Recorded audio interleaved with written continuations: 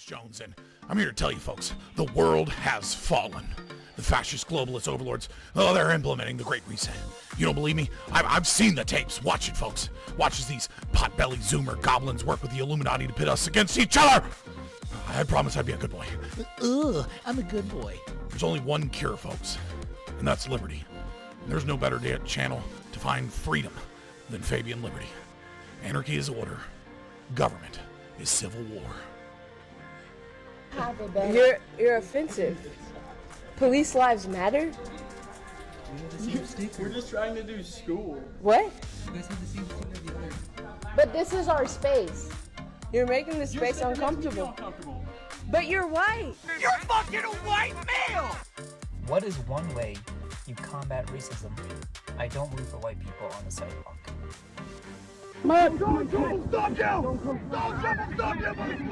They want your wallets, they want your guns, they want the wieners off your sons. Democrats. Oh, we should film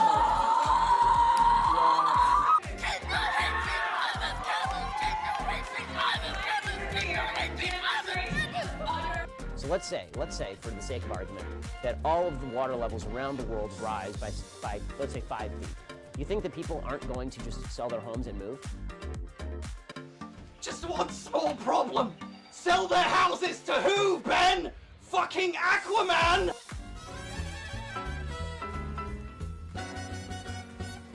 Vaccine!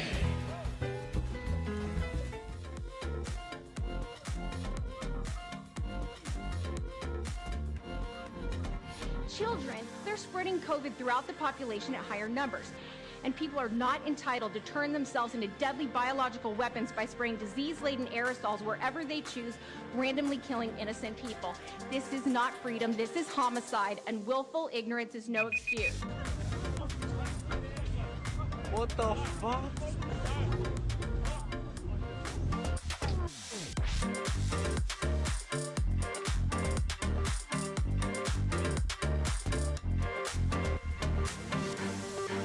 Highest margin of victory yet. It's really impressive.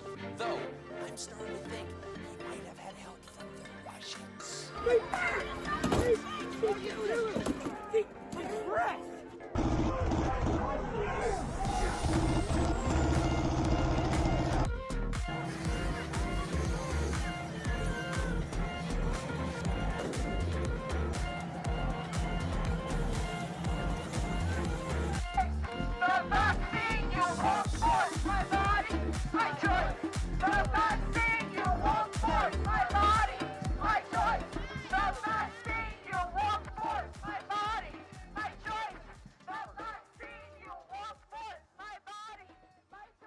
Look at me, I'm a gay frog. I'm so cool, I'm so neat. I'll never have children and I'm sterilized. But the media says I'm totally cool. I'm a gay frog, I'm a gay fish. It's so good, and I think my daddy actually is.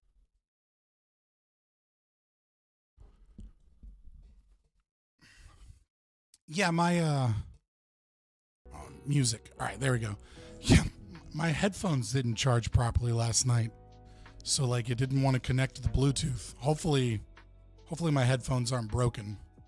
Hopefully I don't need to buy new headphones. That would suck. 'Cause like good comfortable headphones that you can do 7-8 hour streams with without getting like a head divot, with good audio quality and like have the battery life to last an entire stream without issues, are not fucking cheap. Yeah, sure, you can buy cheap headphones, but you end up having to like, you need more money? Dude, I always need more money, but I'm kind of hoping I get more money from people other than you, brother. Like, you know what I mean? Like I want to ask for money. I've come to the point where I know that I need to ask for money, but I certainly don't want to ask people that donate all the time for money, you know? Just want to get more viewers in, right? Like that is the thing. I put in a chat bot asking for money. So, you know, join the Discord, make clips of the stream so that I can quickly and easily turn them into YouTube shorts so we can get that I'm back, get the stream going again, and hopefully that'll help me. That'll help me grow the channel to get to more people, so there's a higher pool of people to accept donations from.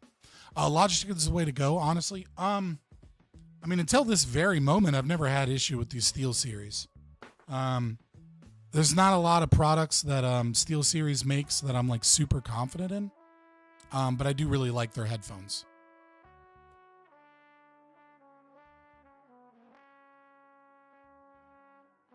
I still have, I'm still doing things to prep for stream. One of them, you gotta light a candle, brothers. You gotta set the mood. Don't get me wrong, Logitech has come a long ways, especially in their webcams. Holy shit, dude, you didn't have... Okay. Thank you. I feel the need to tell you also. Okay, I feel the need to tell you. Thank you. I really appreciate it. Monday I did a stream on Prime Kai's, and I'm not gonna lie, dude. I don't want to say it was depressing, because like I missed some days because I was sick. I expected it, but it was there was not a lot of viewers, and it was a really good stream. So this is already 5 times what I made in the last stream. I appreciate you. I really do. But I want to see donations from people I've never heard of. That's when I'll get really excited. Not to say that I don't appreciate your donation at all. It's just like, you guys are like, you've already given me money. I feel bad. I don't know. I feel so icky just talking about money in general. But anyways, so I had to switch to my Beats, which are not as comfortable. Battery doesn't last as long, and like it to make sure my headphones are charging correctly. The debate, I don't know if it'll be more of a debate or a discussion, but it's Howard Rourke 666. You're a shitty capitalist then? Maybe. I don't know. I think capitalism, and hopefully we'll be able to address this tomorrow. We'll be able to address this tomorrow when we start Heroes of Capitalism, and we talk about James Cash Penney. But I feel like the term capitalist has been so like to utilize it as like a means of like what someone is, like you're a good capitalist, you're a bad capitalist, is like it kind of just showcases how that word is, I don't want to say hijacked because it came from Marx, right? But it is certainly like we feel like we've taken that word back, and we haven't, because like people use it, and I'm not like I know you're just making a joke, sorority, but like a lot of people do use that word, as like, oh, you're a good capitalist, you're a bad capitalist, I'm the real capitalist, and it becomes synonymous with like greed at the expense of others, right? Or like, and it is synonymous with selfishness, but selfishness in the Randian perspective, right? Selfishness in the sense that like, I provide you a service and you provide me with, some form of just compensation for the service, and we both come out wanting what we wanted more, right? Like you can't make a trade unless you use the threat of violence or a gun. You can't make a trade unless both people benefit. Both people, the seller wants to sell me a widget for $10. I want the widget more than I want the $10. And they want to sell the widget more for $10 more. They value the $10 more than they do everything that went into the cost and production of that widget. And so it's like when people are like, oh, and again, I'm not picking on you, it's just a great example where it's like, oh, I feel bad about giving money because I feel like I could be doing more, or like, I don't want to pick on the same people like Shadow Warden, who's been here for so long and been here, since the beginning.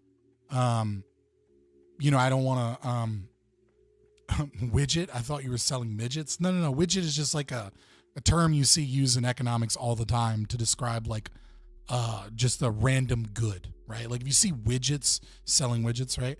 But it's like, yeah, it's like that thing, you hear that all the time. It's like, no, that doesn't make me a bad capitalist. That just means that's what my personality is or whatever. You know, like we have to take back this, we have to, I don't want to say take back, I'll rephrase. We have to fully claim the word capitalist if we're going to use it, right? And shed off the bullshit that doesn't fit the definition. For sure. But no, I'm talking to Howard Rourke 666 on Twitter. Let me see. I'll go to my DMs real quick so I can go to their page. I like them. They want to well, that's not what I wanted to do.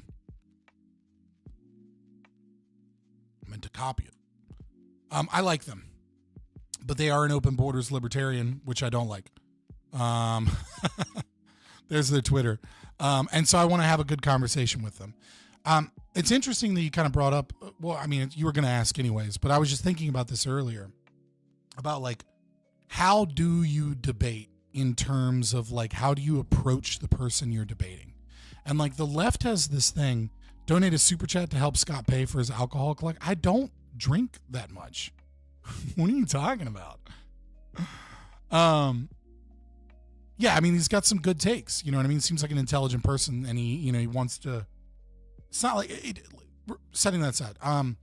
How do you approach debate? And the left has this new cope, but it's kind of right. And the cope that's kind of right, there's an element of truth to it, is that like debate is performative, right? They're wrong because the performance has an audience, and the audience is designed to be influenced one way or the other, right? So like, yeah, it's performance. It's a performance of my values and my views, part entertainment, part argumentation, as a means of convincing people, right? But when we isolate the audience, right? When we take away the audience, when your audience becomes an audience of one, essentially, right? Which is your debate opponent and nobody else.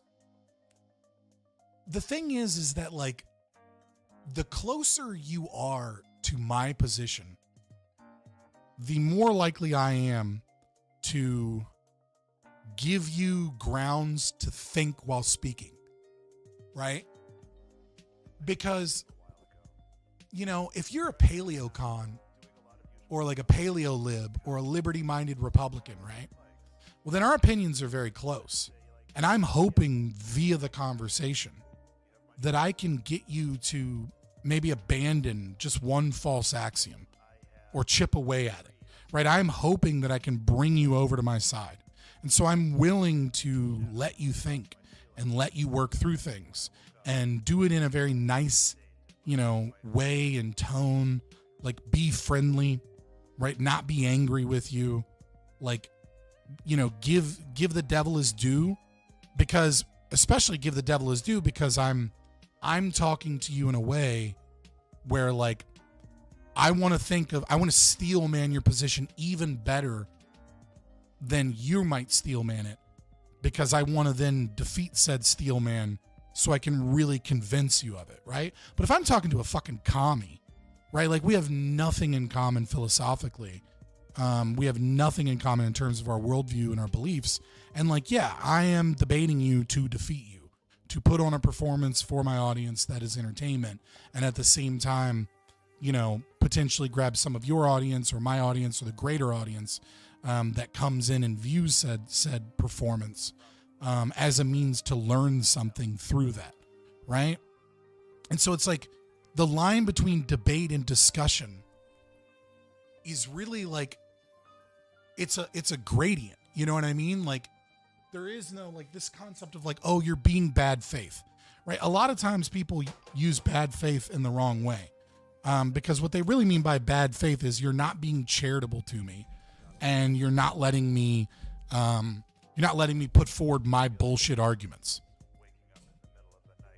And it's like, that's not bad faith for whatever the fuck that means, right? That's just, I'm not charitable to your bad ideas, and I'm calling out your bullshit, right? But like, but even still, that type of like pseudo bad faith, what they call bad faith but isn't bad faith, right, is just kind of like it's a natural inclination towards, the friend-enemy distinction that is kind of present in all of us, though, worse in some ideologies. But also it's just like, that's just a natural course of like, of course, right? Like it's a natural course of like, yeah, we are diametrically opposed, right? And because of that, I need to defeat your ideas as opposed to try and bring you along into my ideas because you're on the opposite side of the fence. If you're on my side of the fence, if you're close to me, right, then there is some hope to convincing you, right? And so like the left is kind of right when they say that, oh, debates are performative. It's like, well, yeah, they are, especially when I'm debating you, commie fuck. Like, yeah, it's performative. I don't think I'm going to change your opinion. I hope that maybe I can, break down something so badly that like, that becomes the butterfly effect that is, part of a long process that eventually brings you to me. But I'm not expecting to change your opinion on anything in this fucking conversation. I'm attempting to showcase why your opinion is wrong from my perspective to an audience. Have you seen Short Fat Otaku's attack on his critics by saying they're all criticizing him in bad faith? I mean, no, I don't know which particular, like that's very open-ended. Like I criticize him on Twitter for like his pro fucking war takes, like celebrating the attackums being used in Ukraine, which I think is wild. Like I think there is an argument to be made, setting aside justification of war, right? Like I think there is an argument where one person can rationalize themselves into believing that, Biden administration allowing Ukraine to use the attackums that we gave them, as well as, other people that followed suit, being good because they only have a range of 150, I think it's like 300 kilometers or 150 miles somewhere. One of those is correct, even though they're just kind of approximations, right?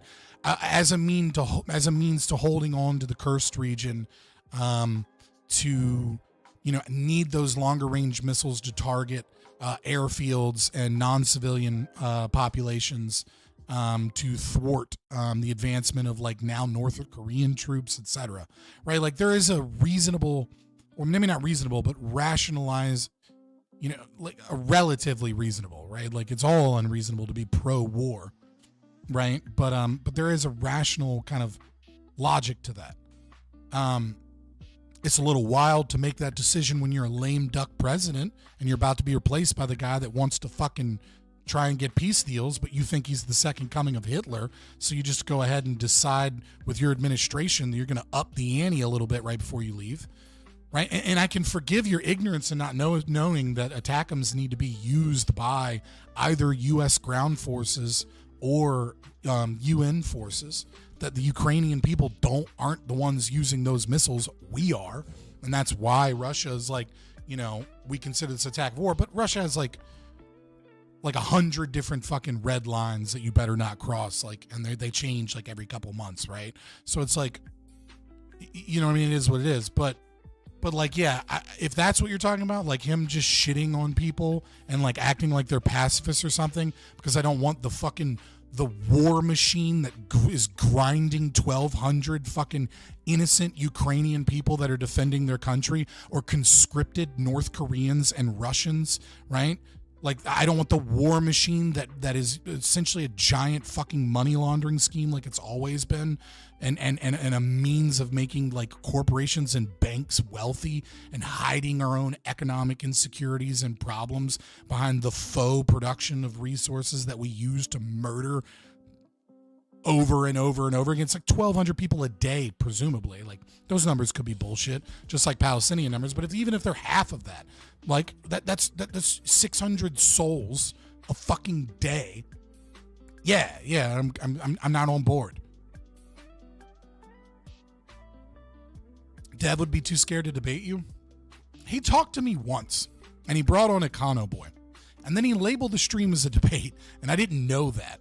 So I thought it was a discussion, and I was just kind of explaining libertarianism, and then it like kind of got like a little antagonistic, and I was like, what's going on here? And then I checked his stream, and it said that it was a debate between me and a Kano boy, and I was like, well, that's weird. And then I kind of mentioned it. I was like, I didn't know this was like a debate. He's like, oh, it's fine, it's a discussion, whatever. I'm like, okay. Which is fine. Like I don't, it seems like a really shitty thing to do. I don't know that it is super shitty, just because debate is one of those trigger words that people use for the algorithm. So it's not like the most egregious thing. I felt some type of way about it. But yeah, no, he would never, I don't think he would ever debate me 1v1. It's just not the type of content he does too. You know what I mean? Like, some people don't want to be on live streams. Some people don't like to do, you know, antagonistic live streams where they have to think on their feet, because they're just better about like doing their research, making like a really well thought out video. And like Short Fat Otaku has done some really great content in that regard. But yes, you know, like any statist, their minds are full of contradiction. So they get into weird places. There are no North Korean troops. That's propaganda. I mean, it wouldn't surprise me. I mean, I'm not a big war journalist type of person. It's not a major part of my content. So I haven't looked up a bunch into the situation. Last I heard, there was 12,000 North Korean troops. But I mean, if like there's no evidence of that, I mean, I don't know. I don't I kind of work in a base level of like, not necessarily trust but verify, but like kind of the exact opposite. Like, I can't work in a worldview where like I don't trust anything that anybody in the media says, right? Because then at that point I would be spending way too much time in my day just trying to understand anything, right? So like I kind of just work under the operation that like if the media says it, it's probably a lie, it's probably bullshit, but like it's probably founded at least in some portion of facts. And if I'm going to like really take a hard stance on it or like have a conversation about it, I'll do my own fucking research.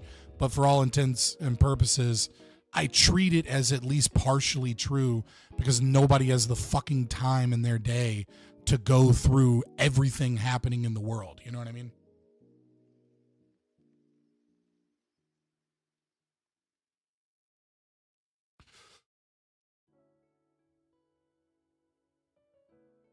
I can't believe North Korea is still standing as a communist country despite barely surviving off China's assistance towards them. I mean, nobody's going to invade them. Like, there's not really a lot of will from anybody to invade them, right? So, I mean, like, that's really all that is. It provides some precious metals, not a whole lot, to China. China helps maintain them for ideological reasons, right? And like, they're not really a threat to anybody but Japan. And like, Japan just has more to worry about than fucking North Korea. You know what I mean? I mean, like, presumably they're a threat to South Korea. But like, even then, not really. You know what I mean? Like, both of them have to worry about China. And like, because they're propped up by China, it's really more of like a worrying about China situation, right? Obviously Japan has to worry about like shipping routes and things like that. Obviously South Korea does too. But yeah, I just like, it's just like, there's no real incentive to like do anything to them other than like fearmonger about them occasionally in the media. As a means of like scaring us into remembering that they exist, right? Like, they're just not really that much of a threat more than any other nation. They're like, oh, but they're a dictatorship. And like, I mean, that sucks for the people in North Korea, obviously, but like, if anything, you know, the dictatorship means that they're less likely to be engaged in war than other nation states, right? Because when you have like a liberal democracy that has like all of these moving pieces and intelligence apparatus and shit. I mean, like, look at the U.S. The U.S. has been at war for like, what is it, like like 95% of our history. You know what I mean? So it's like us being like, well, the North Koreans might do something is kind of fucking hilarious. Because it's like we are constantly bombing someone, and we have been for basically all of our nation's history. So it's, you know what I mean? Like we have, like, what are you talking about? You know what I mean? Like, I'm supposed to fear North Korea because they have missiles that can reach Japan, and it's like their involvement is so minuscule compared to their owner, China, that it's just like, I don't get it.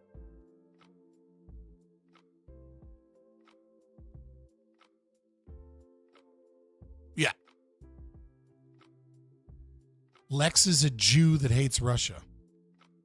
So? The Creepers is so funny. Like, I don't care if somebody's a Jew, dude. It just it always, like, I don't know. He's a neocon. I don't know Lex Friedman's views that well, to be honest. Like, I've watched a couple of his things. I'm only watching because Milei's there. I mean, I've seen clips and things like that plenty of times, and they're funny because he's so obviously autistic. And I think in the past I've watched some stuff when talking about like artificial intelligence and stuff, because he seems pretty knowledgeable in that domain. But it's like, you know, as far as I'm concerned, everyone is kind of like, I don't know, like I as an Ancap, I kind of sit on the outside to a lot of things. Milei is an American asset. I mean, what do you mean by asset, though?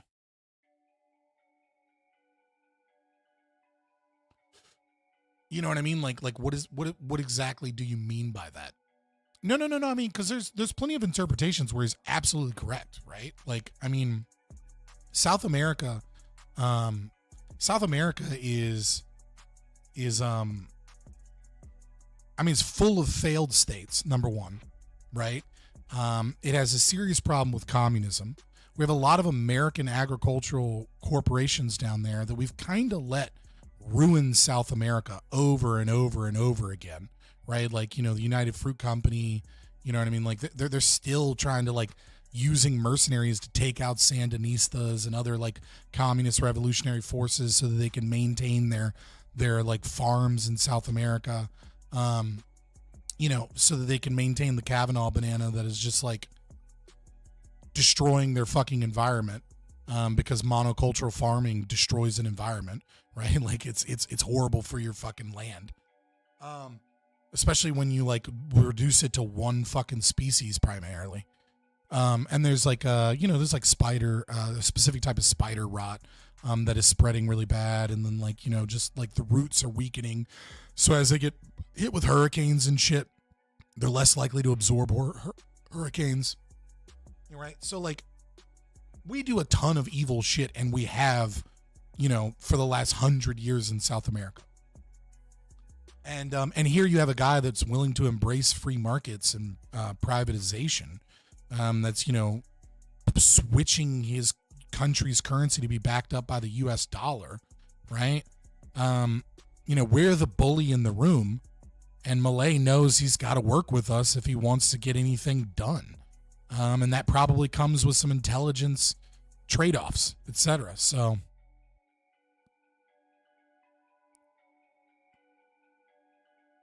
oh my God, you're so fucking critical and gay. Slope is dope. Yeah, freer markets, right? Like he is an Ancap. He believes in legitimate free markets, but obviously he can't fucking just do free markets. Like that would require like dissolving of the nation state. Like it's like he doesn't have that power. Not constitutionally, like, right? Like he doesn't have that power constitutionally at all. Or just the means of the guns to enforce it if he wanted to either.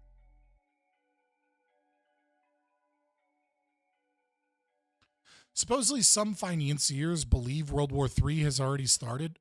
Well, like what does World War III look like? Is kind of an interesting question, I think.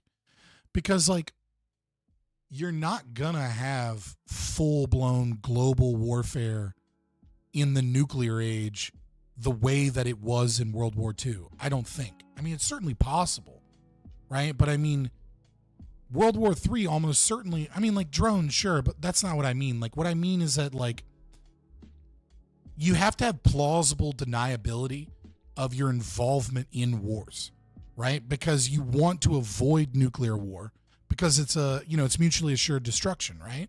So like the way that World War III almost certainly plays out is more akin to proxy wars of all of these other kind of bullied nation states, and economic wars. You know what I mean? Like, and that's kind of where we've been for the last 50 years, right? Like, we are trying to be the world police in the Middle East because we need OPEC Plus to continue to use the USD as the reserve currency for trading oil, right? So it's like all of these little wars that we fight, we're not fighting so we can go liberate the oil fields. We're fighting so that like we can maintain stability such that it is for the the power players that are kind of like trading in the oil, and we're just constantly trading favors with our own fucking enemies to like maintain this power structure so that we don't have like an economic collapse. We are doing so poorly, but probably not as poorly as China, right? I think the bringing of like the Kissinger Rockefeller plan to try and bring China into the global market, and the constant weakening of our economy with woke bullshit and stakeholder capitalism and environmentalism, and DEI and all these other things that like we're doing to kind of like weaken the West, whilst we're not imposing any of this shit on China, is doing everything we can to try and prop up China. And it's like, and China's still kind of falling behind. So like, it really comes down to like who fails first. And all evidence points to the fact that probably China, but maybe not, right? And so, it's kind of like a balancing game of proxy wars and economic bullshit. And I do think that's why Trump is so passionate about, tariffs and, actually fighting a tariff war that like China has been fighting for since they opened up markets in a way that we haven't, et cetera, et cetera. There's a lot of opportunity for liberty here. But there's a lot of other opportunity for bad shit too. So kind of just have to sit back and see what happens.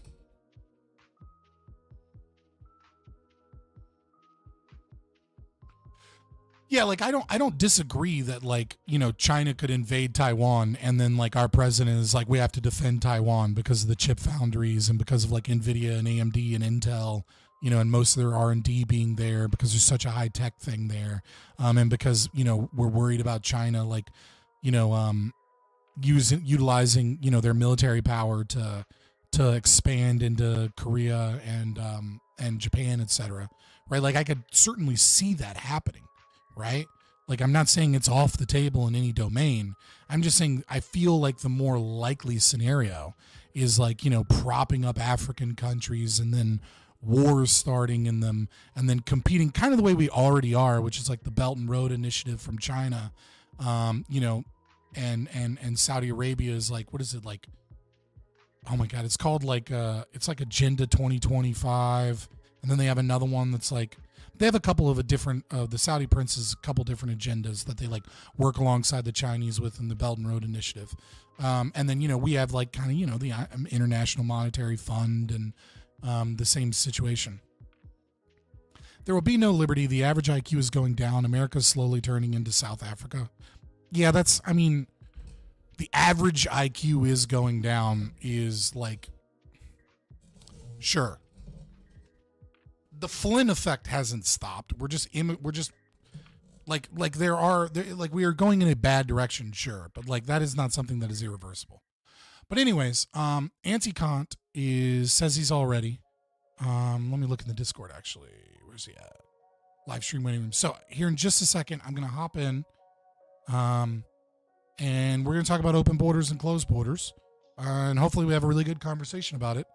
And I hope you guys enjoy. This is going to be more of a libertarian nerd night. You need high IQ population to get a free society?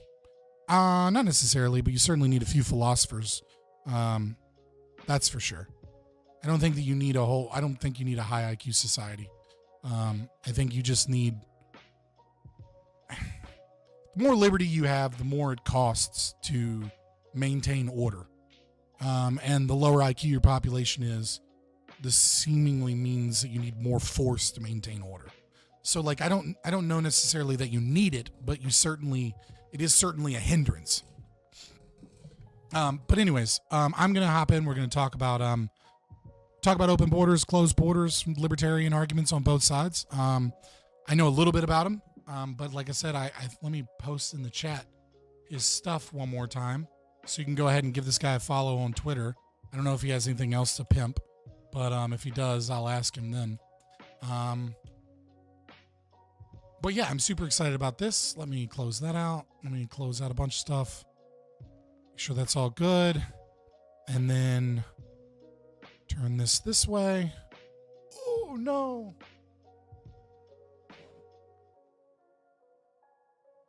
And then we'll do that. And we'll do that.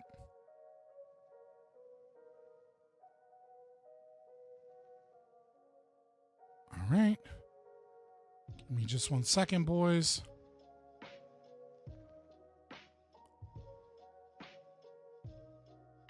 There we go. And then we will drag him in. Hello? Hello. You can hear me, yes? I can hear you. There seems to be like a little bit of an echo, but I don't know if it's because I'm using these fucking Beats pods, because my regular headset like didn't charge properly last night. So. Oh, I think it's okay on my side. I don't exactly have a professional setup, but I don't think there's an echo problem. Okay, yeah. I mean, someone in chat, people in chat that I trust will let me know if there is one. Also, shout out Anticont, or Howard Works 666, as I put in the chat, for being a Britmonger and showing up at this time of night. I know it's like 11:30 at night for you, which isn't that late, but is, still nighttime and shit. Yeah, no. Do you have anything else you want to pimp? Introduce yourself and do if you have anything. Oh, okay. Right. So hello. I'm the Anti-Cant. I'm an objectivist, and anarcho-capitalist, kind of the Liquid Zulu variety. If I'm assuming, I know that some of your people will know him, so that kind of thing, as an idea. So I co-host a podcast called the Anarcho-Objectivists on X. The episodes are on there. That's pretty good. I don't know. I'd watch it if I was you. I don't have any always busy, other but when it happens, but I want to get in on them. I usually have my kids or something. Oh no, that's fair. But no, we'd love to have you on.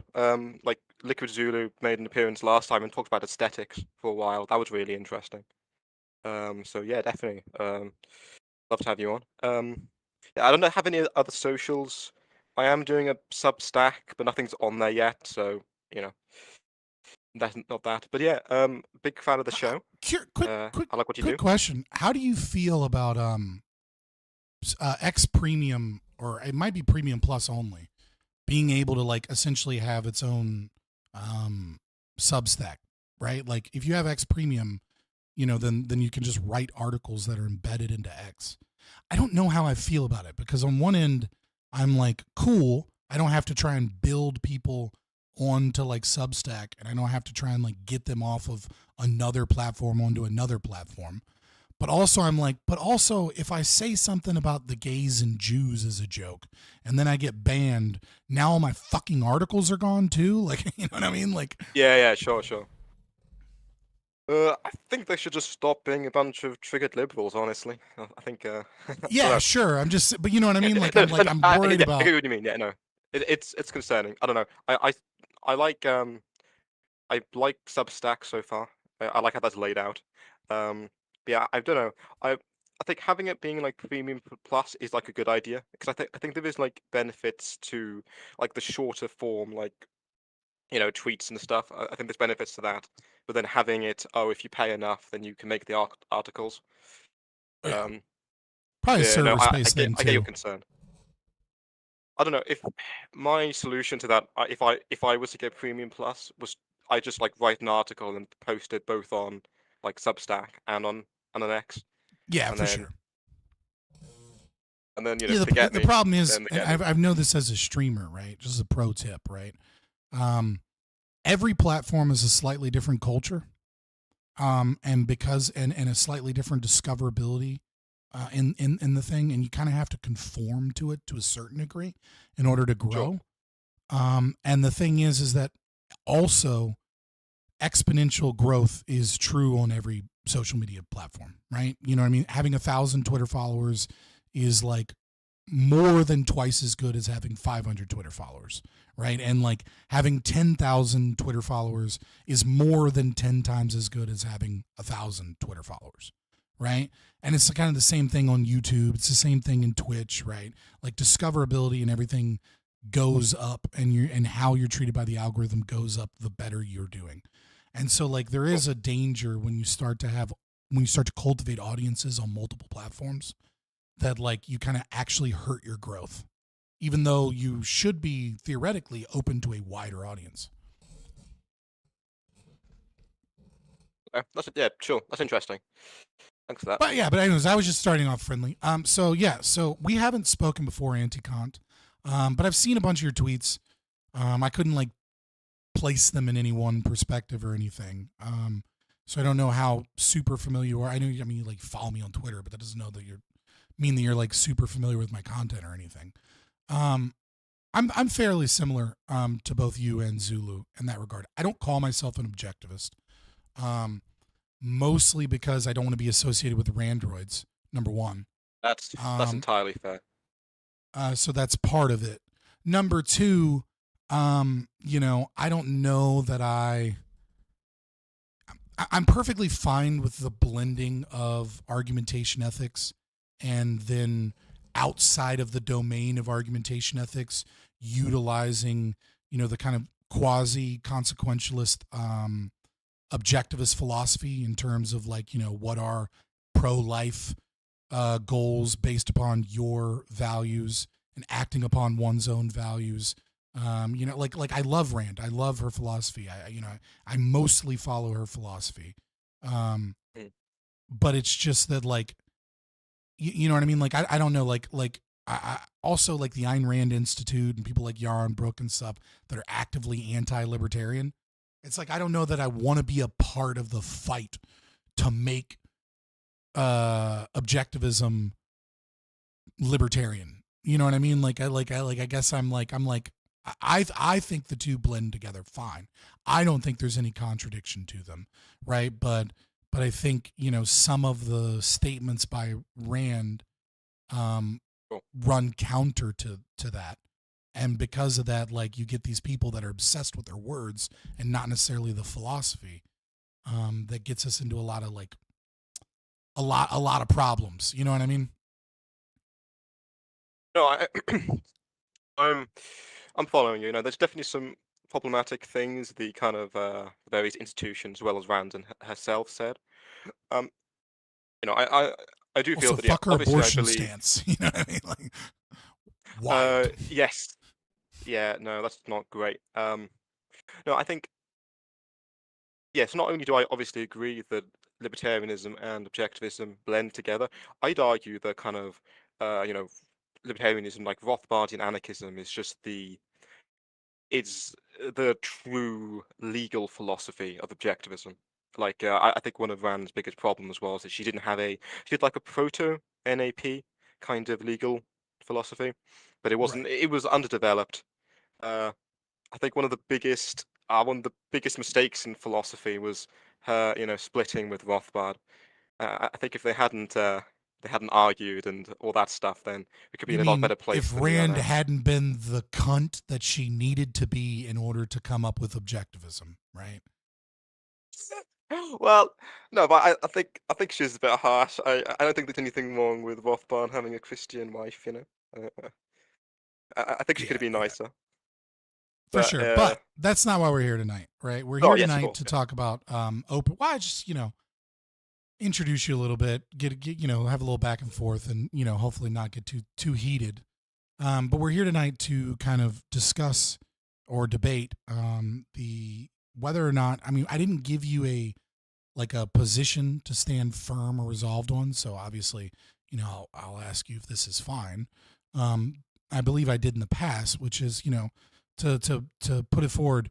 I believe that open borders is anti-libertarian, and I stand resolved on that claim. And it's my understanding that you believe quite the opposite. And then hopefully we can get into the weeds and figure out what we mean by those words, what we mean by that, and hopefully I can bring you over to my side. And opposite true over here. I have to get you on my side, so we'll see. Okay. All right. So why don't you go ahead and start? And maybe give your definitions, and I'll give my definitions, at least loosely. And then we can kind of go from there. But give your opinion as to why you're resolved, right? Or why you think I'm wrong. However you want to do it. I'm not doing an opening statement. I want to keep this a little bit free form because you're not a commie, right? Like you're basically 99% the same ideology as me. Yeah. Sorry. So you want me to explain my define what I mean by open borders? Yeah, like what you mean by open borders, and then why you support it and why you think it is the correct libertarian position. Right. Cool. Okay, I got you. Right. Okay. So some people libertarians like to say, "Oh, I'm not open borders. I'm for private borders." I think that's it's a meaningless distinction because when I say open borders, I'm saying national borders, which are borders imposed by the state, are illegitimate, and there is no crime committed. There's no crime committed by you walking over that border, right, or going back and forth, whatever. Obviously, you trespassing on private land is criminal and should be punished. But I don't consider public property to be legitimate. I consider it to be basically a part of nature and can be treated as such, as in people can freely use it and homestead it to privatize it, basically. Yes, I believe this is the correct libertarian position because I think government is illegitimate, and so any claims to property or to try to control what people can do are illegitimate, basically. That's why I consider it libertarian. All right, but and so could you maybe re-explain what you mean by open borders, right? Like I feel like you explained your position on homesteading of property, and you explained that you believe that no crime is committed by the crossing of a national border because it's illegitimate for the state to impose such because it's not a private border. And you're saying that those two things are what you mean by open borders, or do you have a separate definition for open borders itself? Open borders is, I believe that anyone should be able to cross borders. I don't think they should be border controlled by the state. Okay. All right. So I am of the opposite opinion, obviously, to certain aspects, right? So first and foremost, I subscribe to a Hoppean invitee system as we transition to the getting rid of this state, right? I don't obviously support our current immigration system, our welfare system, or all the other policies that are involved. I am an anarchist. I want to figure out how do we dissolve the state.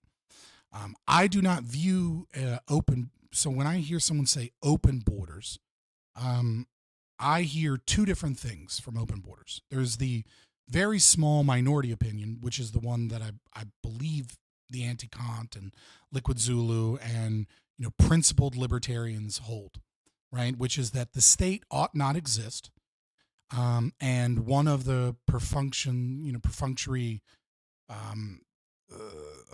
and necessary elements of the maintenance of the state is the maintenance of borders and of the existence of citizens and non-citizens as a distinction, and that because the state ought not exist, or as you put it at the individual level, because there is no natural law crime that is being committed when one crosses a national border, we ought fight, we ought advocate for legalizing all border crossings, and kind of getting rid of deportations and things like that.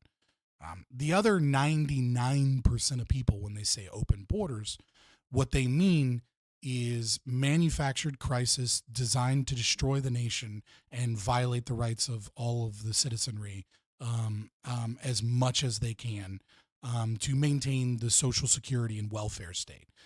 It is a goal to bring in individuals that are that are not children, right, but that are adult age, that are ready to work, low skill, low wage labor, and we can kind of create a second class citizen position for them for a period of time, so that we can utilize them for labor and taxes, so that we can kind of prop up social security and the welfare state, forcibly integrate them into communities against the will of the people living there, violating the rights of individuals in terms of like their ability to discriminate against hiring practices or landlord, etc.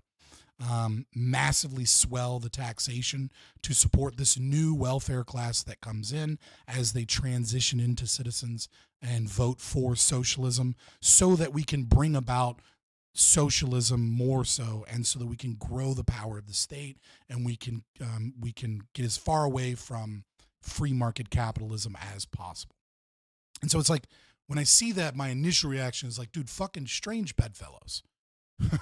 Right? But I agree that the principled position is one that I would like to argue against, and not kind of like the straw man that I've put forward of open borders. But it is one of my biggest critiques of the open borders type. And I think you had said earlier about like, well, they say they're for private borders. And it's like, well, I think that distinction is so important, because if you say you're for open borders, right, like, as Reason Magazine or, Beltway, politicians, or all of like, the radical left and the Marcusians want, there isn't a distinction between those two types. And so it seems like we're giving credence to an argument that is the absolute opposite of what we want. So that's how I view open borders. Is I agree with your definition. I also agree that there's this other definition that doesn't apply to you, and I don't want to straw man you by saying it applies to you, but it is important to keep in mind that that is kind of like the process of what open borders is in reality, as opposed to what we mean in like what I consider to be kind of like philosophical masturbation. That's kind of how I view the libertarian open borders position. I just would like to say quickly that I actually think there's only actually one type of open borders. Well, but there's basically only one type of open borders advocate, and that is the libertarian. Because I don't actually think that almost none of the leftists, who are, as you gave your second type, advocating, they want a huge welfare state, they want all these horrible things. I don't actually think those people are for open borders. Because I can promise you, right, in that if tomorrow there was this huge crisis in Poland, right, and there were all these, immigrants wanting, oh my God, we all these right-wing people, from Poland who are like, oh my God, we need to immigrate out of here, we want to come to the UK. I can guarantee you that almost all of the leftists who are talking about, letting everyone in, and multiculturalism is so great, they would immediately be like, no, the state should stop, these people from coming in.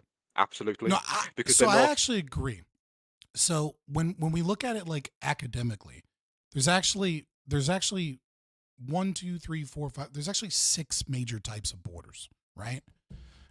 We use the term open borders and closed borders, and then some libertarians use the term private borders, obviously.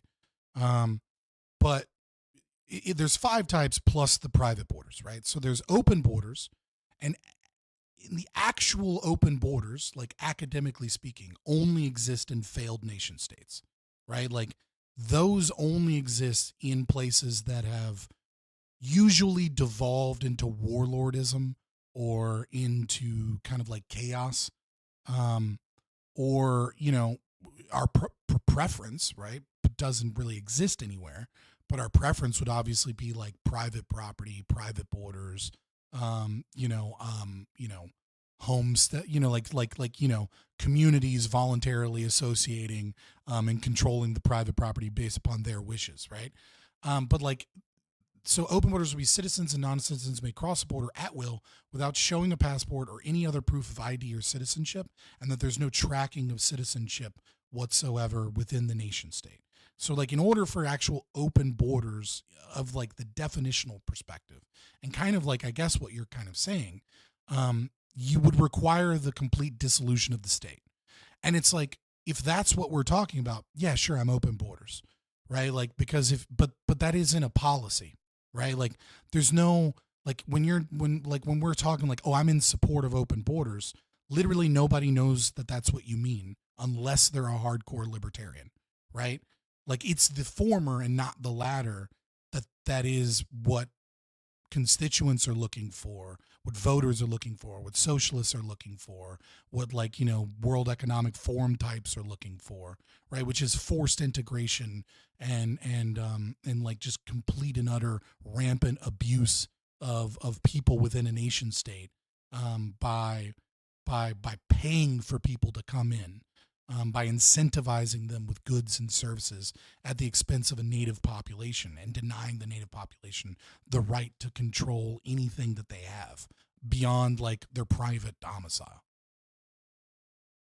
Oh no, absolutely. It's a bit of a package deal, I think, isn't it? Like kind of, yeah, it's like, oh, when you say open borders, what you're saying, as you said, with all those horrible things, and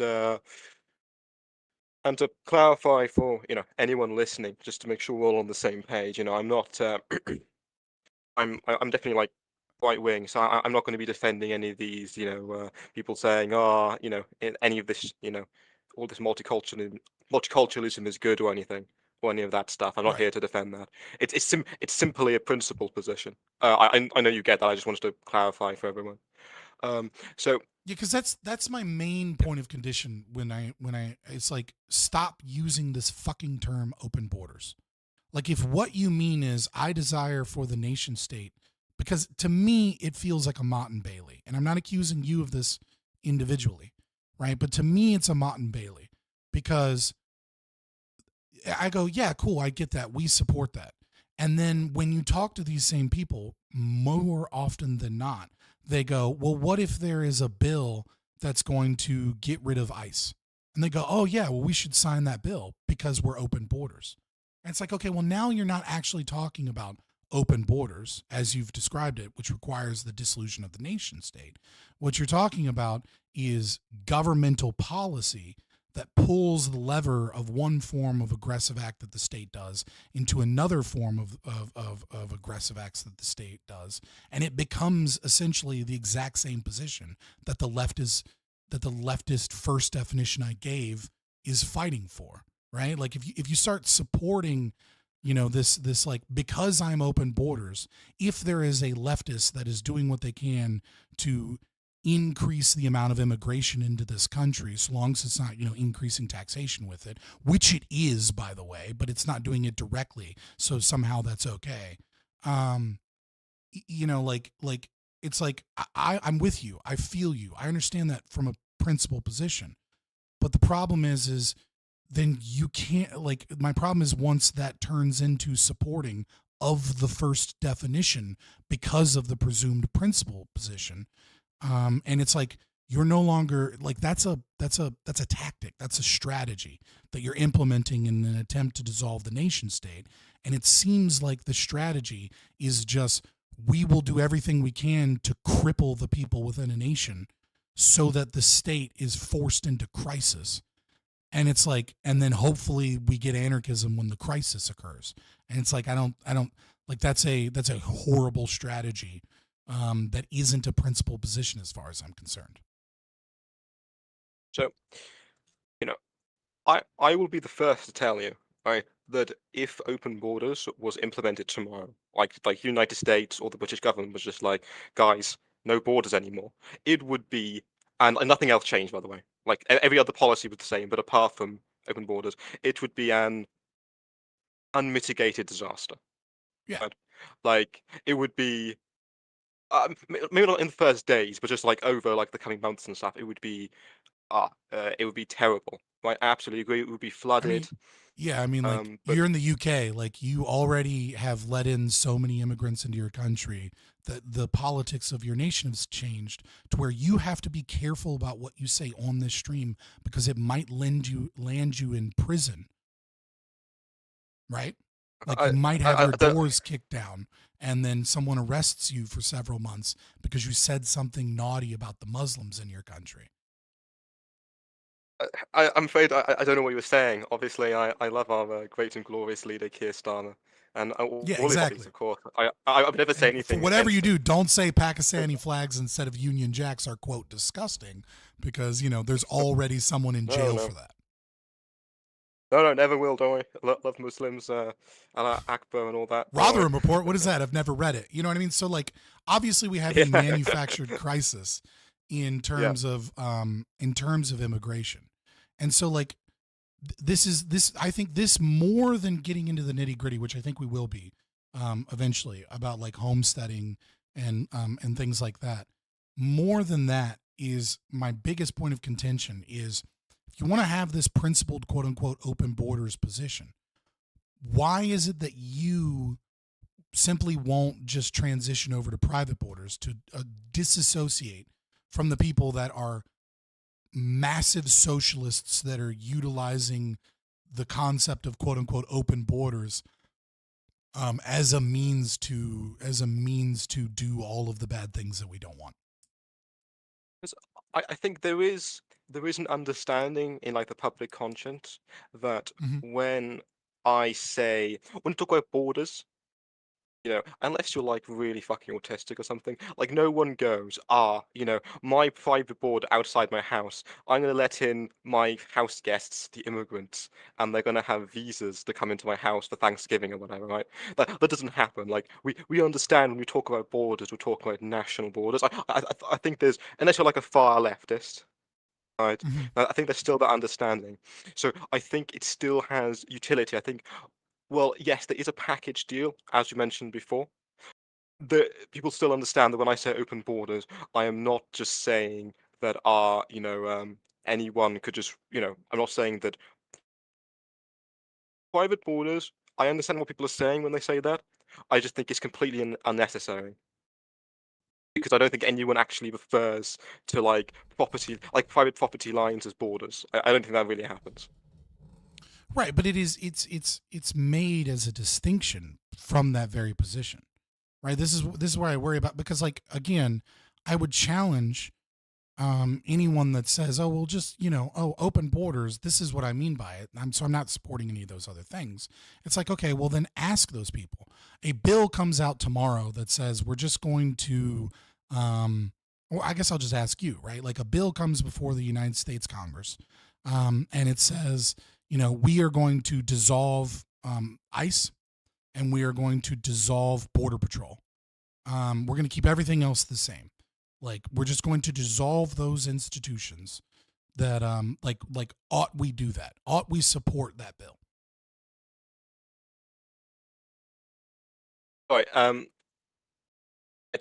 mentally tuned out for a second there. Sorry. So if there was a bill that said like dissolve ICE, dissolve all border control institutions, was that what you asked? Right. Yeah. We would dissolve immigrations and customs enforcement, right? And we would dissolve the border patrol agencies, such as they are that arrest people coming across the border.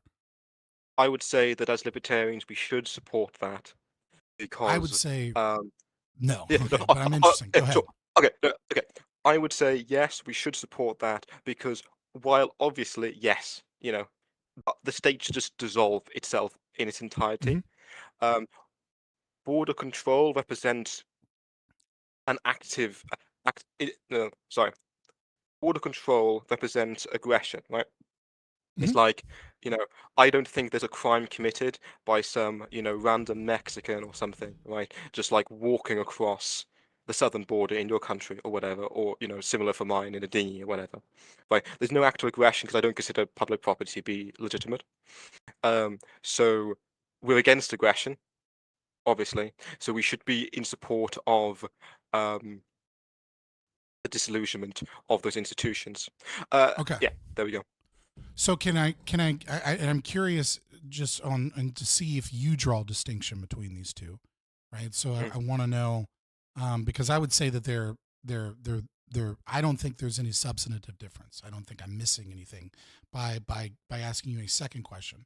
I'm curious if you're principled on this, not to call you out for being unprincipled, or if you have seen something that I don't see, right? So my second question is, same situation, but instead of we're going to resolve ICE and we're going to resolve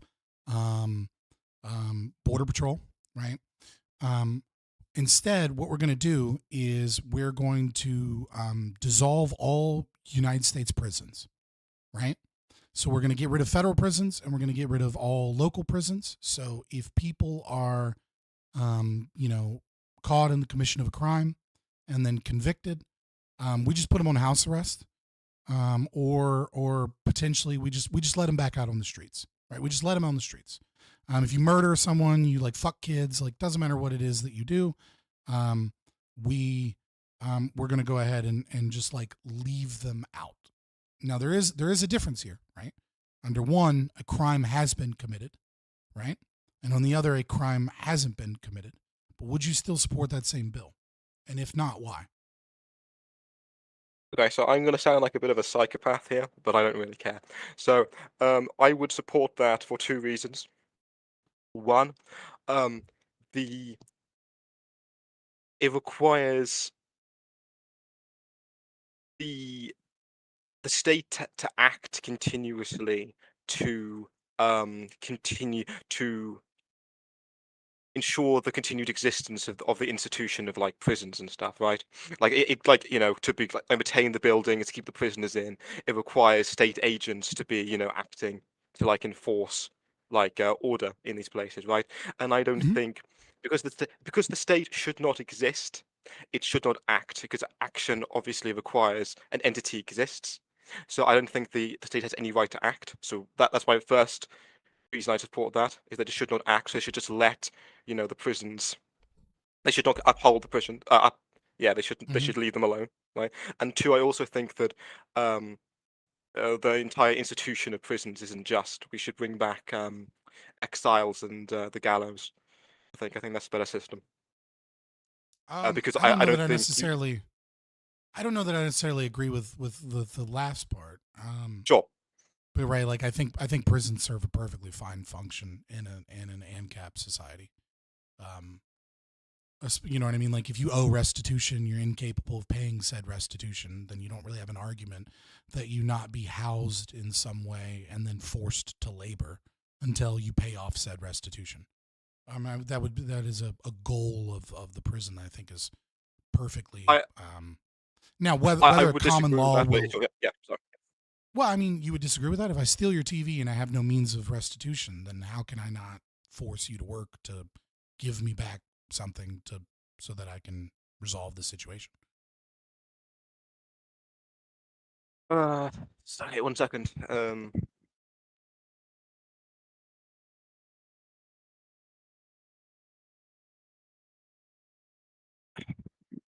don't know. So you definitely be justified in like if they have a TV, like stealing that TV. But if they don't have the money to pay you back, I think that would constitute like basically slavery, right? To force them to labor for you, like. Yeah, but I don't know, where's the? I mean, I'm not stopped from doing like they're stopped from arguing until they do whatever they can to give restitution, right? Like they've lost their right to freely go about until they can resolve the contradiction that they put themselves in. I think once they do become able to restore your property, if they become able to, then they are obliged to. Like, if in, I don't know, a year's time or whatever, like, let's say they were like bums and didn't work, or if like a year's time they came across like some money and then they could suddenly afford they could suddenly afford to restore your property, then yes, they would be legally obliged to. I don't think though that would extend to forcing them to labor until they make that money. But Right, if but they that's just came a in, feeling. That's a feeling, right? I'm just asking for like your actual justification for it, right? Like I agree with it that it feels icky, right? But like, why is it that they have a right to body? Why do they? How are they capable of arguing that they have the right to their bodily autonomy and that they ought not be aggressed upon, without falling into performative contradiction when they don't have the means to pay restitution for crimes that they've already committed? I shouldn't have used the word feel. It isn't simply this like just an icky feeling. I think because I don't think they lose all bodily autonomy until they've resolved it. Like, yes, they should restore your property. I'm going to be honest. I'm going to be honest with you. That's a really interesting question. I would have to think about it a little I bit agree more. with you if they Yeah. have So, yeah. property, right, that can be levied, Yeah. right? That like you go, okay, well, I will give up said property and Yeah. sell it at auction, right? And then I will pay restitution, right? But I'm talking about someone that has no property other than their body, assuming I don't believe in self-ownership, but that's what I mean, right? Like other than their body and the clothes on their back, they don't have anything, right? And if they steal from you and they steal money from you, right? I would say that they're incapable of arguing that they ought not be stolen from, is kind of your argument, right? Is if I'm steel manning it, right? Yeah. But not necessarily No, that they so, ought not be kidnapped. yeah. So they can't argue that you wouldn't be allowed to steal their TV if you had it, but because slavery would involve, so not slavery. Okay, that's a loaded term. Apologies. Because making them labor to make back the money to get you a new TV, that would be you making ownership over their body. I don't think Estoppel goes that far, because I don't think you can make the argument that you own them. Right? Because they didn't make I the don't know that argument I that they agree or own. disagree with you. It's an interesting conversation. Yes, sure. Yeah. I mean, I think I agreed with Rothbard on this one, and you disagree, but that's fine. It's not really that important to the distinction to the conversation currently, so I don't want to get too into the weeds into it. But No, fair enough. I disagree. I do think you lose bodily autonomy so long as that bodily autonomy is I am right, because very quickly, if they are arguing, well, I want to pay you back, but I can't pay you back, right? They're saying I want to pay you back, but I can't. I don't have the means to. So what do we do now? Right? I don't think they can argue if you give them the ability to go and work said job or do something to pay you back, that they can't be forced to do that, right? Because what they're essentially arguing is I can't, like, well, just steal from me, right? Like, I'm saying you can steal from me, but then you see what I'm saying? Like, because it's not so much that I am arguing that they don't have a right to life or that they don't have a right to body. I'm saying that because they must pay me back in order to establish that they are not a thief, etc., then I have the right to force them to pay me back, just the same way I would in terms of in taking their property. I have a right to force them into some means of payment, even if it means forcing them to go clean my gutters for a like agreed upon dollar amount. You know what I mean? That like is part of the action of paying me back. Okay, so I think my issue with that is that while with restitution, right? Yes, they should. I would say because the future is inherently uncertain, like we don't know what the future will look like. You can't say whether they at the moment of the crime of them stealing your TV. The future, you don't know that they will ever be able to pay you back. Just like, to take it as an extreme, right? They could literally steal the TV and then a meteor hits the Earth Die of and a heart wipes attack, everyone out. whatever. Yeah. Yeah, whatever. Yeah, they'd be unable to pay. So I think you can't say that they should. I think by saying, "Oh, the property should be restored to you," what you're actually saying is that if at the present moment if you are able to, you can. I don't think that goes into perpetuity into the future, like that. Oh, you should work to pay me back. If that make so, you should do extra steps No. to pay me What back. I'm 'cause I saying think is right. What I'm actually saying is not about the future or anything. What I'm saying is you've been found guilty by whatever voluntary system of court system that we have. Because you've been found guilty, you must pay me back, right? In order to argue that you have bodily autonomy without falling into contradiction. You've said, I agree to the laws of the jungle, right? Like that's what you have said when you stole from me. You haven't just said specifically stealing, right? You have said that your bodily autonomy doesn't matter. That's what you have said. You haven't said your bodily autonomy matters in all domains except for stealing, right? You're actually saying your bodily autonomy doesn't matter. And so what I'm saying is pay me back. And then they agree. I don't think the contradiction is purely just on those. I don't think you get to argue bodily autonomy because it undergirds the theft in and of itself, right? So the contradiction still remains. If you say you have bodily autonomy except for stealing, right? Well, the contradiction still remains that you don't actually have bodily autonomy. And then you don't the chain of bodily autonomy that moves into the first user principle, that moves into homesteading and the right of private property is all based upon bodily autonomy. So if you maintain a contradiction in one area, you're maintaining it in all areas.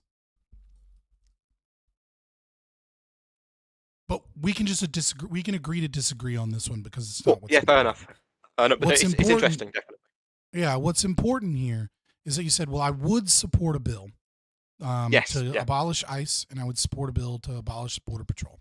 And I said, okay, well, would you also support a bill to abolish all prisons? And, correct me if I'm wrong, but you're saying you would support it because the state ought not maintenance. Imprison people, right? The state ought not use taxes to maintain those things. That both of these are things, A, the state isn't a person and the state doesn't have the right to do that, and B, the funds that are utilized to maintain that process require aggression in the form of taxation. Correct? Those are the two things of why you would support that bill. Yes. So obviously the money is stolen. At the most fundamental level, it's because the state doesn't have the right to act. I think it just we completely ignore the whole conversation about whether you should imprison someone in the first place. Just should the government do it, because it requires active maintenance of the system, right? The prison system requires obviously like the wardens and the police moving and acting. And so here's my problem with both examples, and I'll start with the prison example. And the reason I use it, even though it's not a one-to-one, because we're talking about criminals, right? So it's like, I would say that the state can act upon criminals in much the same way that anybody can, right? It's two criminals fighting each other. Like, I don't care, right? Like if a police officer stops a murder in progress, is it justifiable that the cop does such? Well, the specific action is, but his ability and duty to do all these other things that he is doing is unjustifiable, right? But it doesn't matter because the murderer doesn't have a fucking rights to anyways. It's kind of the reason why I wanted to kind of get into that domain just a little bit about it, because I do think it is part of my argument, which is that you have a right to be imprisoned until you pay restitution. Even if that is other forms of crime. So here's my issue with that is that anytime the state exists connected to other portions of the state, and the argument that I hear from the open borders libertarians, such as yourself and others, is that in this limited domain, when we ignore the rest of the state, this is unjustifiable. So ought we support an unjustifiable thing? The obvious answer is no, you ought not support an unjustifiable thing. But that is not the same thing, right, in my opinion, as actively supporting something that presumably does away with an unjustifiable action. That these are logically two totally different things, right? I am not supporting the state doing a justifiable thing by virtue of me not supporting a thing that is going to undo the unjustifiable thing.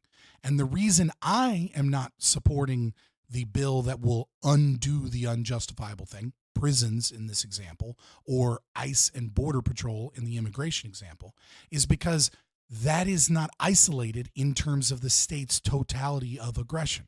When the state lets out murderers and rapists and pedos onto the street, they're still maintaining the system that drastically regulates private security and makes you imprisoning people and you banishing people illegal. So whilst they are getting rid of one unjustifiable action, they are maintaining other unjustifiable actions that they don't necessitate it, but they almost necessitate an increase of further abuses in other domains.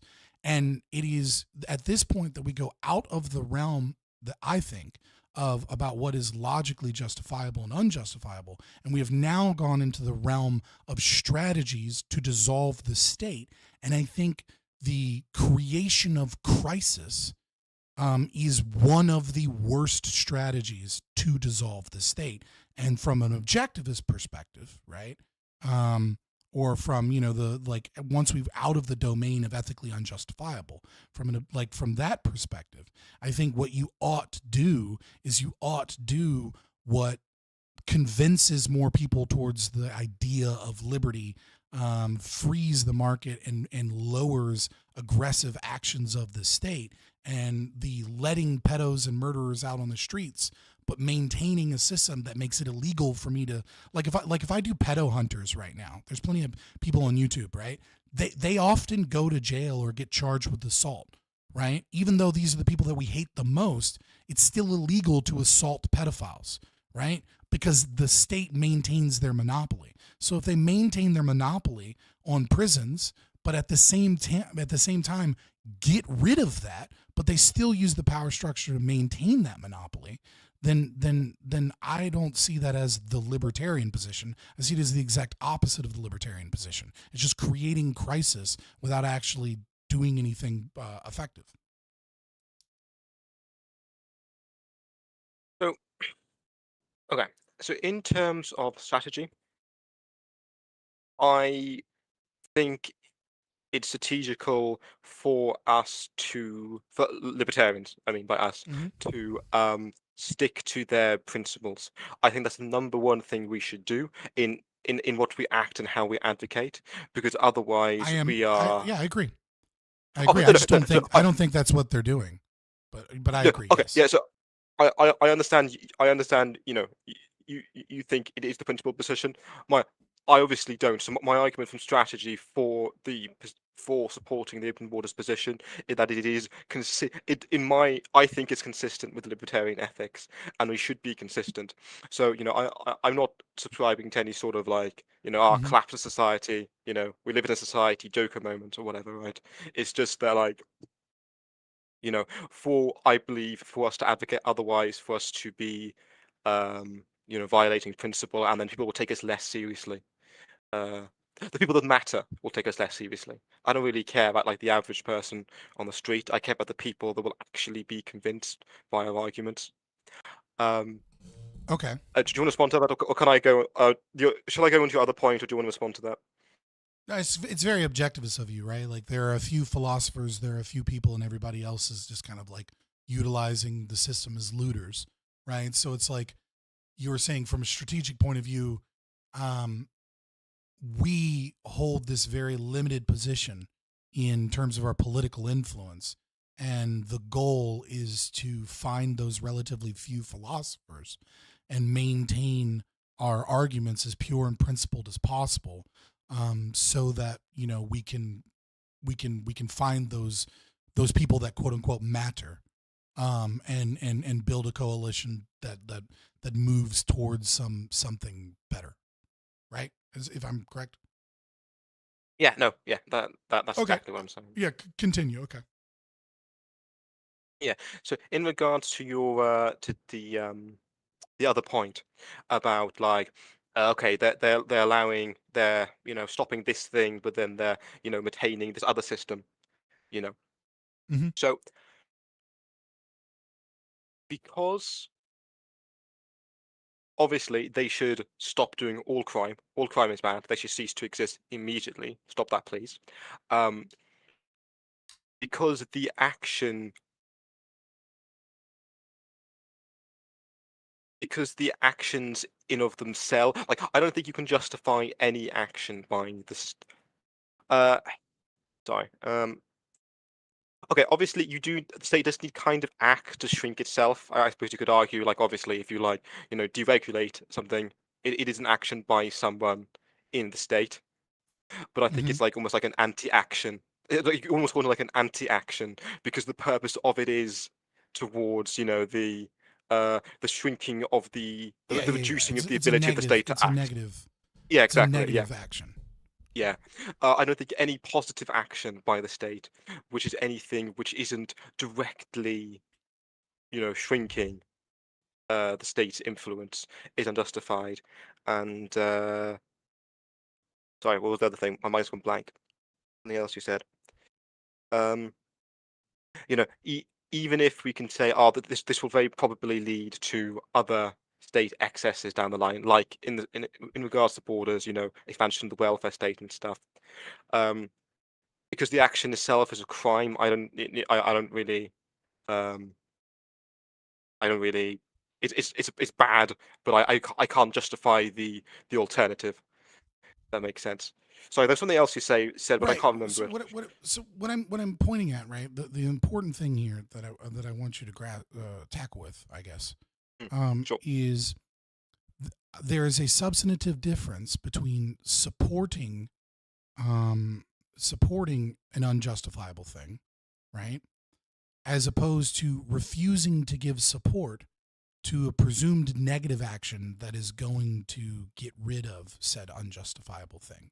And the reason those two things are different, other than the obvious implication, right, that supporting a thing is one thing and not supporting something, a negative action, is that just because the state is unjustified in doing one action, right, that like this concept that I must then support that thing, I find to be gets out of the domain of like what is and isn't justifiable, right? So I'll give you another example, right? And this is a real world example that just happened, right? So in Washington State, they recently, just a few years ago, they decriminalized all drug usage, personal drug usage, right? And they decriminalized the small scale sale of drugs, and so like the libertarian in me initially, right, is like, well, we've got to support this, right? We want to end the war on drugs, and this is an action that moves us towards ending the war on drugs, right? Well, it turns out it was a terrible idea from the pragmatic perspective, right? And why is it that this occurred? Well, why was it bad? Well, see, the thing is that yes, it did decriminalize drugs, but what it didn't do is it didn't do anything changing the way public property is used, right? And it didn't actually fully decriminalize the drug supply chain. It just decriminalized personal use and small scale sale of drugs. So what were the consequences of this were twofold. Number one, because the market wasn't actually able to legally engage in a drug market, the market wasn't able to offer any solutions to all of the deleterious effects that occur from the state's banning of the sale on drugs, right? So while it alleviated, people, having their doors busted in and like arrested for the small scale, a small bit of like weed or small bit of heroin, etc., which is good, right? That is certainly a good thing that has reduced aggression. What it also did is that it didn't allow the market to make like apps where you could rate your drug dealer, right? And it didn't allow for businesses to engage in a market that wasn't a black market, so that they could make drugs safer, right? So the drugs didn't get any safer. The usage just grew. So overdoses grow. And then the second and more important distinction is because it decriminalized drugs, but it also decriminalized drug usage on public property. And so all of this property that is kind of forced onto people, that they're forced to pay for at the threat of violence, but also forced to utilize because the state bans the private alternative, or at the very least prices it out of the market. Such as, especially with roads, right, like the banning of them, or, private hospitals that have all of these other regulations. So they're like pseudo-private public property in the way that the state treats them. And then, of course, things like playgrounds, etc. What ended up occurring is you had drug needles and paraphernalia and crack addicts like on kids' playgrounds and in the busy streets.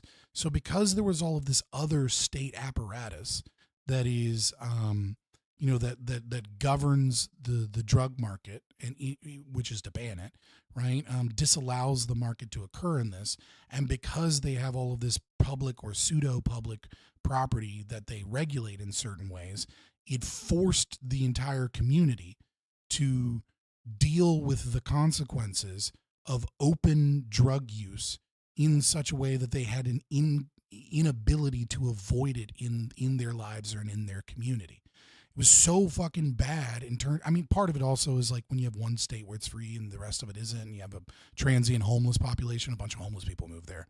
Duh. Right? But beyond that, right, is that it forced this situation where all of these people turned on drug legalization, and now they're doing everything they can to restore it, to restore drug laws. Even the Democrats are in a position where they're like, okay, well, what the heck? I dropped a random penny. That's weird. I don't know where it came from. But yeah, so that is the consequences that occur. And so like I understand the argument, well, we ought, the state ought not be in the drug war. So if there's a bill, the libertarian thing to do is to support that bill.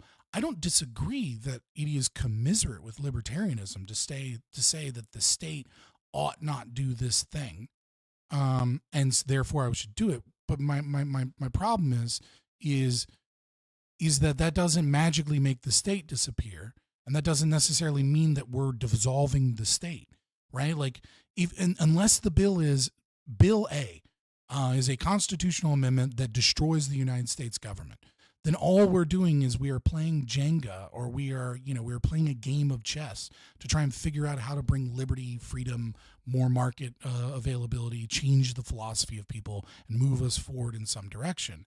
And so if your thing is a temporary portion of very, very, very small portion of unjustifiable actions of the state goes away, and then it doesn't actually lead towards any change in the philosophy, and it only, consequentially leads in the long run towards more people being on the side of authoritarianism, then like I don't find that to be a particularly successful or intelligent or libertarian position to push forward something that is that fails in such a way.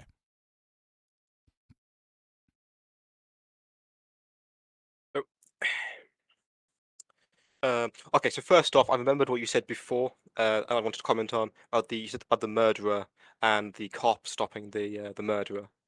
You mentioned earlier. Yeah. So I was just going to say on that, the stopping of the murderer is good. It's bad because it's by the cop, and he's a state actor. Yeah.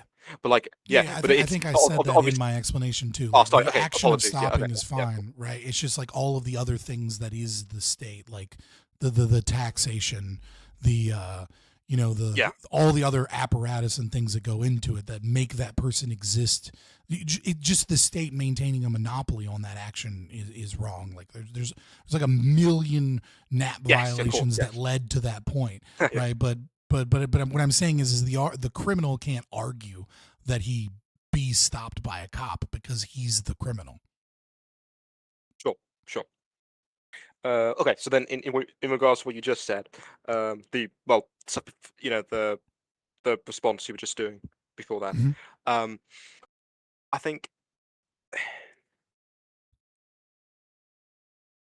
the goal of libertarianism is not to, stop all aggressions, or just stop all aggressions, or just to eliminate the state. It is to do that while obeying the NAP. Right, that's the goal. Because it presupposes that the NAP. So I think yes, in regards to the drugs and stuff. Yeah, absolutely. I'm sure. I know there was all these horrible consequences, and there was all the movement of these hobos, to the states and stuff. And yes, sure. You can argue optically it looked really bad for the drug legalization movement. Yep, sure, but I can't defend, the even. Okay, so just to get your position, just to make sure I understand your position, what you're saying is that if there's two worlds, one where the state ceases all action, ceases all bad things, and there's another one where they cease one bad thing but continue to do all the others. There is a difference between you saying obviously the former is good, but then you can also say the bad might be the latter may be bad because all the other bad things continued, and just ceasing that one bad thing may lead to other bad things in the future. Have I got that right? Yeah, I don't think that's a mischaracterization of my position. I would say, like if in option A, the state ceases to exist. Option B, the state does 1,000 different systems that are made of 1 million different NAP violations. And then they're saying, well, there's a bill that gets rid of one NAP violation, or one system of NAP violations, right? And what I'm saying is that they're all interconnected and intertwined. Like, so when you talk about policy, you're not talking about individual actions, right? You're not talking about should cop A pull the trigger on murderer B. You're talking about the whole institution that has all of these other things, all of these other laws and other systems, right? And so when you say, well, the only the libertarian solution is to get rid of this 1,001th, right? 1,001st, system of NAP violations. What I'm saying is like, that's just not necessarily true. Like, I agree the state ought not do this action because it's unjustifiable, but literally everything that the state does that has to be funded is unjustifiable. Right. So insofar as like, I feel like I'm over explaining. Yeah. Okay, cool. No, I just wanted to make sure that I understood what your position exactly. So I would say the problem with that view you just described is that in world B, where the other systems of NAP violations continue, to say that they shouldn't stop one system of NAP violations because they're all interconnected is to say that that you shouldn't say that you should stop NAP violations in this scenario where these other systems continue. And I would say, well, that system still violates the NAP, so we should still be against it on principle. Like, because while obviously you're not saying that, what you're saying is, okay, we should stop all NAP violations. Obviously, I agree, but I think saying that you should not stop some NAP violations while others exist is still a form of saying that we should allow NAP violations, right? Because you're saying we should allow NAP violations in this scenario. You were saying It's though, not. in this world, you should allow this NAP. You should allow these NAP violations. I don't, but there's still a NAP violation, and the NAP should not be violated. No, I'm saying you shouldn't support the action of a policy that is designed to get rid of some subset of NAP violations while the state maintains power and a monopoly on power and violence that forces you to be unable to act freely in dealing with the consequences of one piece of the puzzle that they pulled out. Right? So I'm not saying you ought support Donald Trump, getting rid of 10 million immigrants. I'm not saying you ought say we should do that, right? Because it's better than the alternative it's a lesser of two evils, right? I'm saying if Kamala Harris were elected, right? And then she said, ought we, abolish ICE, but keep all of these other systems, which maintains, for example, the Civil Rights Act of 1965 says that it's illegal for me to refuse to hire someone or to refuse to rent to someone as a landlord or an employer based upon their immigration status, right? So the state is still maintaining a power structure that keeps me from protecting my property or protecting my ability to associate.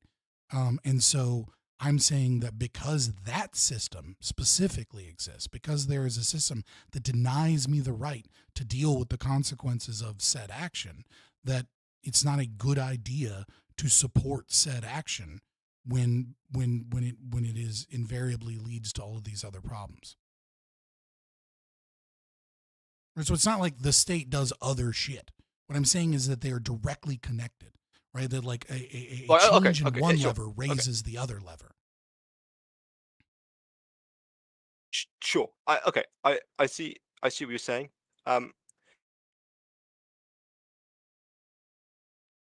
But I think the difference is that, by saying, the borders should not be enforced, I am not saying that, all these other levers should be raised. Right? Sure, they may be raised as a consequence. Absolutely. Right. I'm not denying any form of cause and effect here. But by saying you should not do this one thing, I'm not saying that all these other things should happen. Even if I understand that these things will happen, I'm not saying that they should happen by doing this thing. So all I'm saying is that you should not do this NAP violation. That's agree. all I'm saying. Here's the problem. Here's the problem. Is that you can't isolate them, right? So it's like if you're saying like if we isolate them, then we're in the realm of theory, right? And this is why I keep calling it like it's like masturbatory philosophy, right? Like I agree that like the state ought not enforce borders, right? That is a thing that the state does that is an act of aggression, right? What I'm saying is to be a libertarian, you ought not support open borders as a policy within the nation state, because it is incorporated, not isolated, incorporated in this whole much larger portion that is U.S. or United Kingdom immigration policy. And so what you are doing is you're isolating one form of aggression whilst not getting rid of all of the other forms of aggression that exist within that policy. And you're saying, well, that is better because that specific thing is unjustifiable. And what I'm saying is, I agree with you that in isolation, that thing is unjustifiable, but like, you're not getting rid of the immigration system. Like, you're maintaining this entire system and you're just pulling levers within the system on like on it. And you're saying like, right, because like step away from this concept of like consequences, right? Because I feel like I've leaned too far into the consequences of portion of the argument, right? It's like all of this other aggression exists. If we treat all aggression as unjustifiable, if we treat all aggression as which we should, right? We ought, right? And we're not concerned with the lesser or greater of two evils. We're completely in the domain that all of these systems exist and then are acts of aggression, right? You're putting forward a policy that presumably lowers aggression because it lowers aggressive acts in one domain, but the system itself is aggressive. And so it changes the way all of these other systems interact. And all of these other systems and the way that they interact are still an aggressive system on people. Right? So I think where I see it, right, is that if I say to you that, we should not enforce borders, what I'm saying is there is this set of all scenarios, right, that you could possibly have where you could enforce borders, and then in every single one of them you should not. I think that's what that means, because I don't think there's a caveat built in. But I think the problem with what you're saying is that actually there's a subset of these scenarios where you could enforce borders, that you should enforce borders because of these other policies that are in play. I'm not making the claim that you ought enforce borders under a certain subset of consequences. What I'm saying is you ought not advocate for. What I'm saying is you ought not advocate for a specific policy within a larger aggressive system that is specifically, right, X here being enforcement of borders by ICE and Border Patrol, right? What I'm saying is not you ought not enforce that you ought enforce borders. What I'm saying is you, the libertarian, ought not support a policy position that changes the way the state engages within this larger aggressive system based off of the presumption that aggression is lowered because this one specific thing changes the way that they aggress upon these individual people. That what you're advocating for is a policy change within an aggressive system, and that you're just pulling the levers of one form of thing that the state does into another form of thing that the state does. And that I'm not saying you ought go join ICE tomorrow and be an ICE agent and enforce the borders. I'm saying you ought not be supporting a bill, right, that is designed by a bunch of radical leftists to import millions of people and forcibly integrate them into communities and increase the wealth to prop up the welfare state and cause a crisis that slowly siphons wealth from the middle class and the poor and grows the socialist welfare state. Because yes, that specific action, when you individuate it, like ought that individual ICE agent stop that individual person? It's like, no, that individual ICE agent ought not stop that individual person. They have committed no crime by doing it. What I'm saying is your support for the bill and the system that already exists in trying to change the system is a strategy that you are engaging in to attempt to reduce aggression. And that I'm saying that is a poor strategy because within the entire system, it is exacerbating all of the other portions of the system that you're not getting rid of that is leading towards a worse outcome. And then we ought to be intelligent about how we engage with these aggressive systems and what we put our support behind, because our ultimate goal should be to reduce aggression, just as your ultimate goal is to reduce aggression, but that we have to understand that when we're in the world and when we're in these complicated systems, that if we pull Jenga pieces out willy-nilly, sometimes the whole tower falls down, and that's not necessarily the outcome that we're looking for in the long term. Okay, so maybe it was a poor choice of words. My mic was up for a second there. It's okay. Maybe it's a poor choice. I'm working on one fucking pod because my headphone broke fucking 10 minutes before stream started, so it's chill. I hate that. I bought a couple of earpods, but I forgot. I'd been looking at two pairs. One that was waterproof and one that wasn't. And I forgot that I bought the one that wasn't waterproof. And then I ran one under some water because I dropped it on the floor. And then I realized that I'd not bought the waterproof ones. So that was fun. Okay, but do you see where the distinction is now? Have I made my argument clear? Oh yeah, right? okay, sorry, yeah. That I'm not actively supporting the state do bad things. I'm saying you as the libertarian ought not support individual things that are in the short term alleviating individual acts of aggression when it appears, given the best data and analysis that we can do, that this is only working within the plans and functions of a system that is has countless immeasurable, right? Like it's kind of the ECP of government actions, right? Like it's like we're trying to centrally plan reduction in aggression, and it's a difficult fucking thing to do, right? Well, I wouldn't say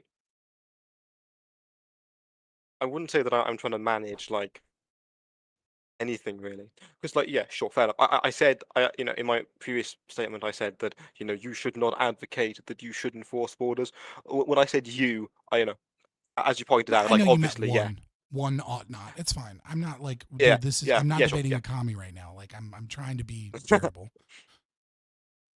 But by saying that given these other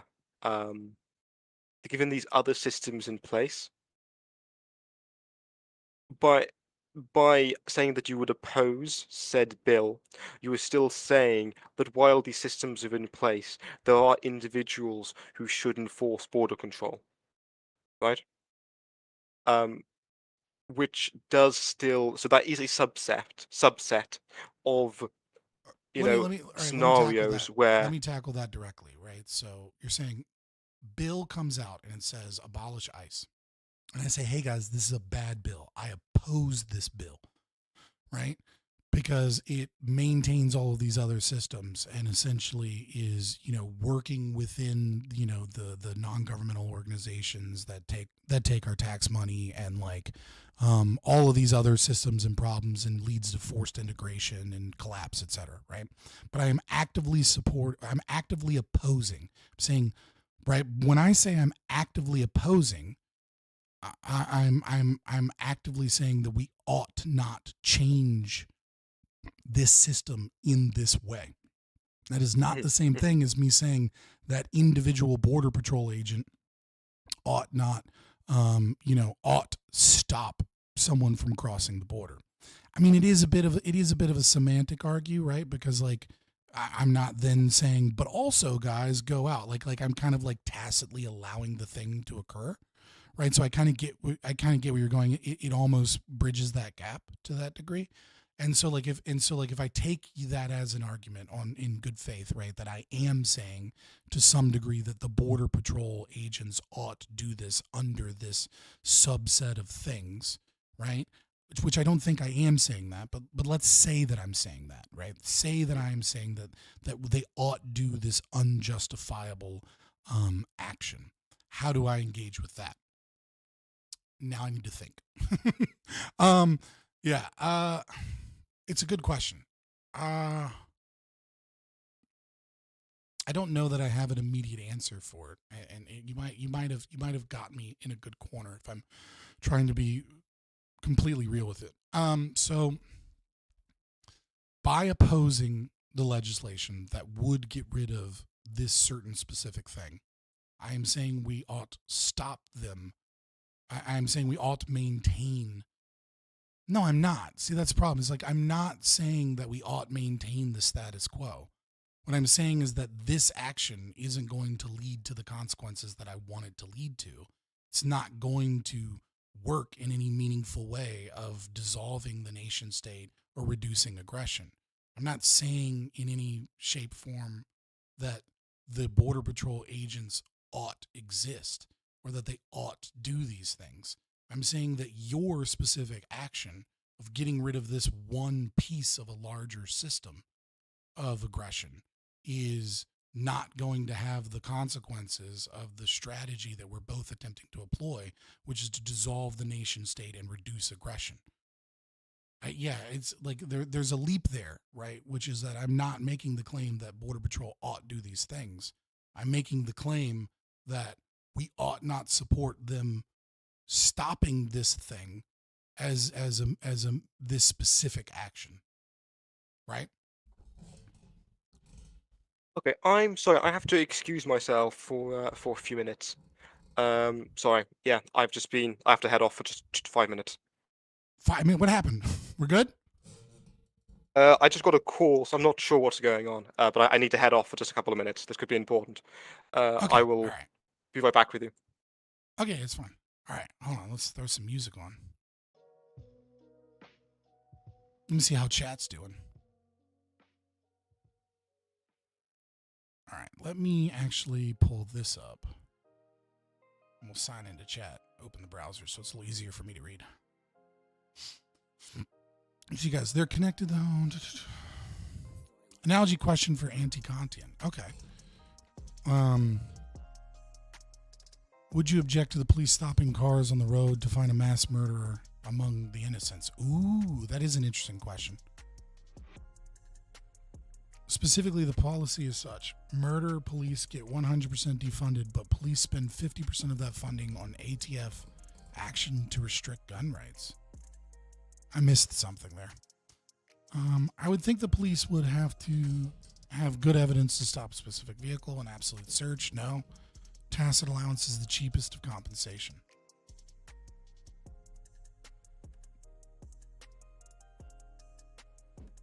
Chad has put on their ICE uniforms. Yeah, I don't know. I would think they could stop anyone who fits the description.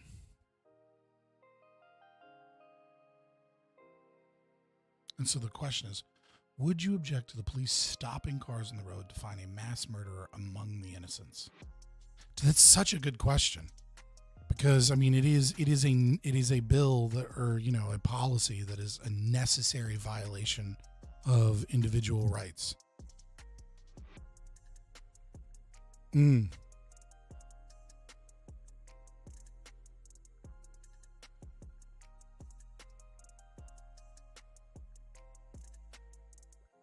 Well, even if it's Isaacson, even if it is a bill that even if they're stopping people that fit the description, there are going to be people that don't fit the description but are innocent, right?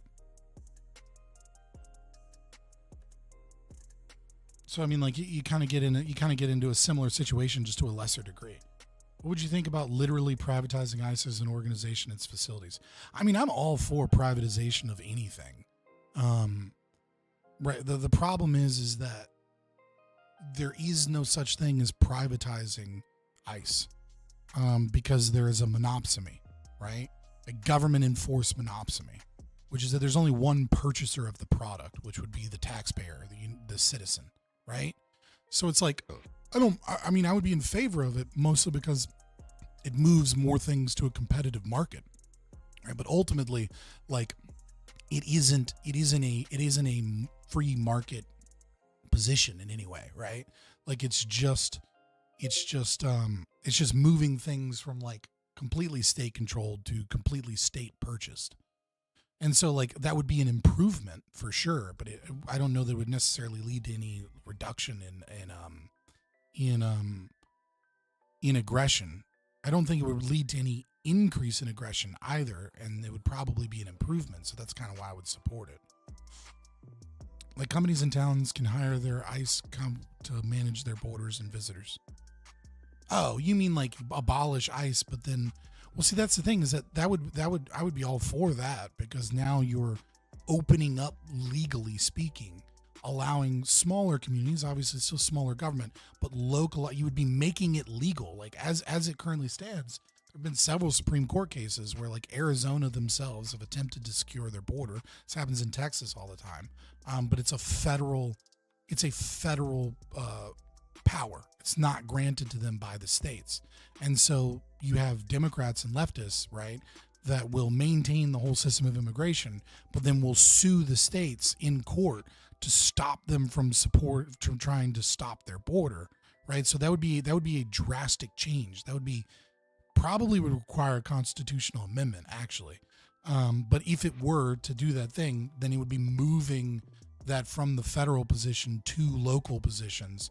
And like, you know, if we're maintaining the same systems, but we're moving the system from the federal to a localized system, I mean, I think you probably only get to a more efficient system. So I mean, like I would assume that's better. I don't know that is like, again, like I don't know that that's like, you know, stopping or solving the immigration problem in any way, shape, or form. But it would certainly be more efficient. And it would lead towards more localized belief systems. And so like that's a Fabian system that I would support for sure. That like moves us closer towards what it is that we want. Hey, thanks for the follow. Or subscribe. Howdy, I'm back. You good? I'm good. Yeah, sorry. Yeah, everything's fine. Everything's good. Sorry.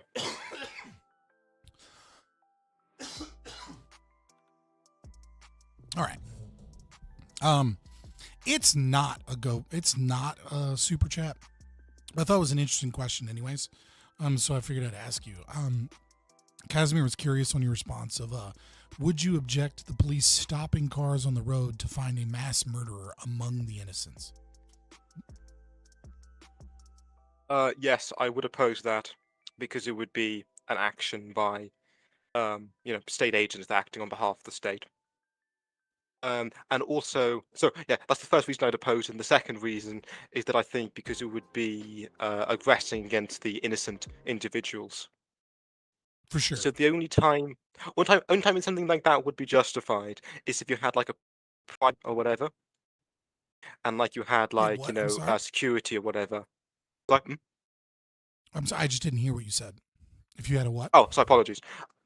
If you had a private city with like security agents or whatever, and then they'd be justified in stopping if there's like a mass murderer trying to get into that city. Though security would be justified in stopping people, but outside of that, I don't think the police would have a right. That's those two reasons. So, yeah, I mean, you'd have to be on private property, and those would have to be the rules of said private property. Exactly. Yes. Yeah. Yeah. I mean, but it's like this is the problem with that. This is the problem with immigration, but it's a problem that reoccurs here, right? Which is that like, how do you engage in the world of politics? Right? When your answer to everything is that the state shouldn't exist. Okay. State shouldn't exist. Well, how do we get to that? Right? What are the strategies that we implement towards the dissolution of the state? And it seems to be that the open borders give me this kind of position that is like, oh, well, we remain principled on the position that the state has no rights to do anything. It's everything the state does is unjustifiable, which is like, okay, all right. And therefore, every policy that isn't is going to be individuated and based upon how we get rid of the state is not a strategy. It's I guess it is a strategy. It is a strategy, right? Of we ought to support anything that reduces acts of aggression. And it's like, I agree with that. But the problem is that the way that is done is on an individual basis. And that's just like not how bills work. You know what I mean? Like a bill doesn't say like cop ought stop Tom, yes or no. Right? Like it's full of this large corpus of an institution that is maintained by thieves and liars. You know what I mean? Like that don't follow the very thing themselves that they put forward, right? Like even if the bill says one thing, that doesn't even mean that the state even fucking does that, right? So it's like, you know what I mean? Like even on that, it's like when we engage with something in principle, it almost requires that we believe that politicians are honest and that the government works without corruption. It's like, well, it doesn't, right? So even then, like whatever you vote or don't vote for could potentially be meaningless and can have the exact and opposite goal that you have, even in the individual circumstances thing, right? So it's like, I just don't understand how we get into this position where we talk about what we ought and what we ought not support, based not on as a strategy for getting rid of the state, but based off of, is this thing at the individual level justifiable or unjustifiable? And so, dude, the whole fucking state is unjustifiable. I'm trying to figure out how we dismantle it in a way that we can, that we can get to a better place. And it seems like the principled libertarians, so as to speak, are just like kind of like not helping here, right? Like they're just attacking you as unprincipled. And like, I don't find the arguments convincing that that's even a legitimate and true attack. So yeah, like, when we get into the realm of like kind of, okay, if there's like, if there's like a bill or whatever, and then there'll be other policies sandwiched in with them, whatever, like it'll be like the open borders bill, and then it'll include like $50 million trillion. Yeah, I mean, like the last or whatever, bill, yeah. Just as an example, the very last bill that the Biden administration put forward on immigration, right, had $80 billion in funding for Israel and for Ukraine and for like a few other countries. It was mostly Fantastic. Ukraine, right? And then it had $20 billion for like increased enforcement and mechanisms of the border, right? And then this bipartisan bill also maintain what it basically gave all of those people like regardless of their situation, a pathway towards citizenship, and basically gave everyone seeking asylum regardless of whether or not their claim was really legitimate or anything at all, and would allow for 2 million immigrants per year to come through the southern border before they stopped it. Like that was essentially the quota of, like, the technical terms, quota based borders, right? And it's like, this is a bill funded and designed to bring in more people, right? It's designed to allow for more people to come across the southern border, right? That is the design of the bill. And so it's like, but it is just a giant bill of like taxes and all these other things. And so it's like, I don't know any principled libertarian that would support said bill, right? Because it comes with all of this other shit, right?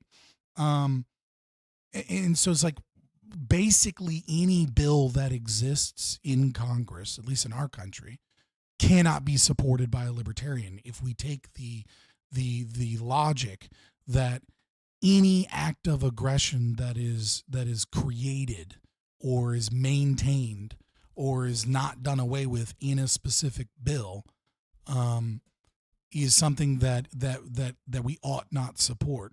It basically means it's basically saying ANCAPs cannot support any bill that ever exists ever, right? Because every one of with the exception of like a couple ones that are like meaningless political statements, like we stand with Israel or whatever, right? Like, so it's like, what is the strategy here?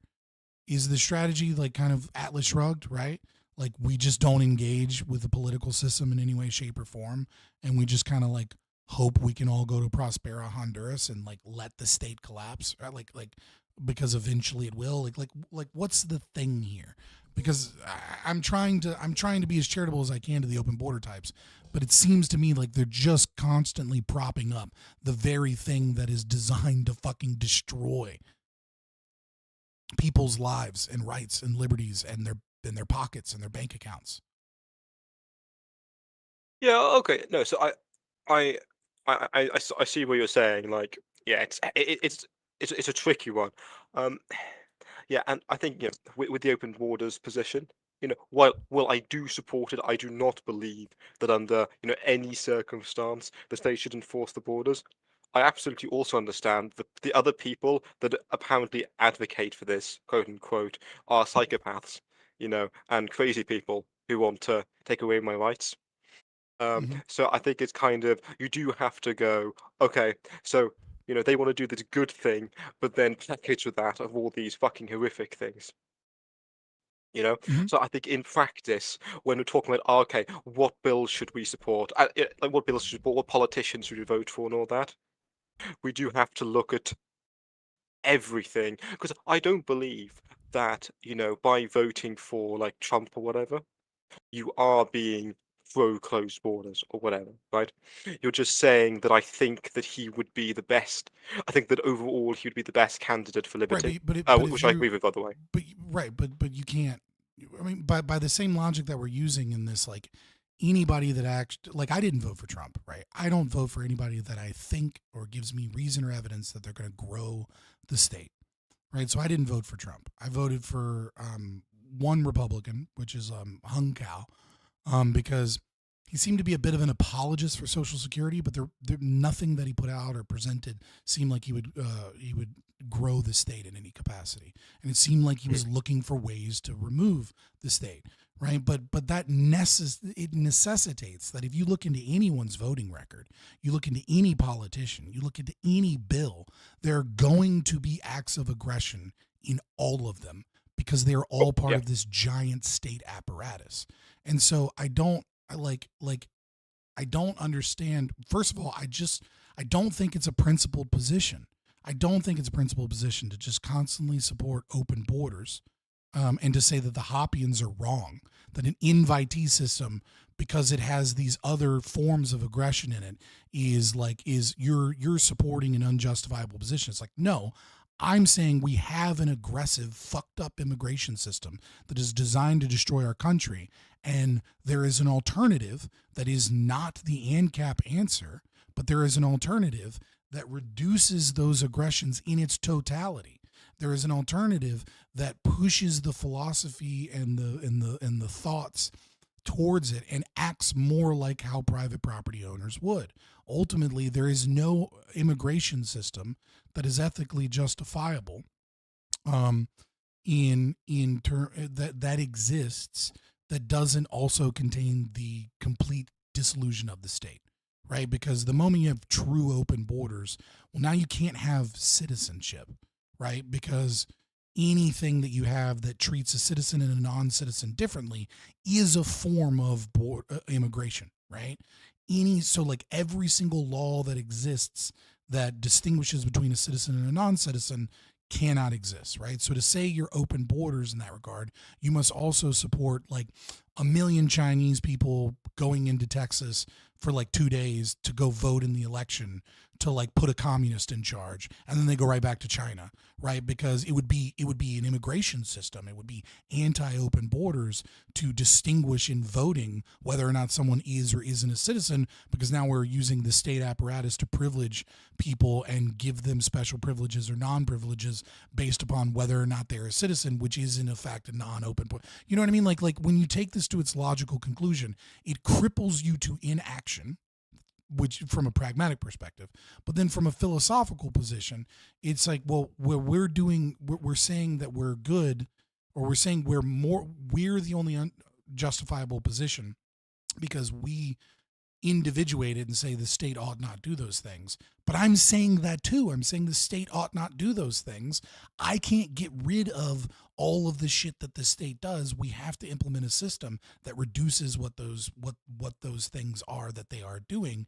And that's not me supporting or justifying the existence of the state. That's me living in reality and saying the state fucking exists. How do we dismantle it? And what are the strategies that we do that lead towards more liberty and freedom?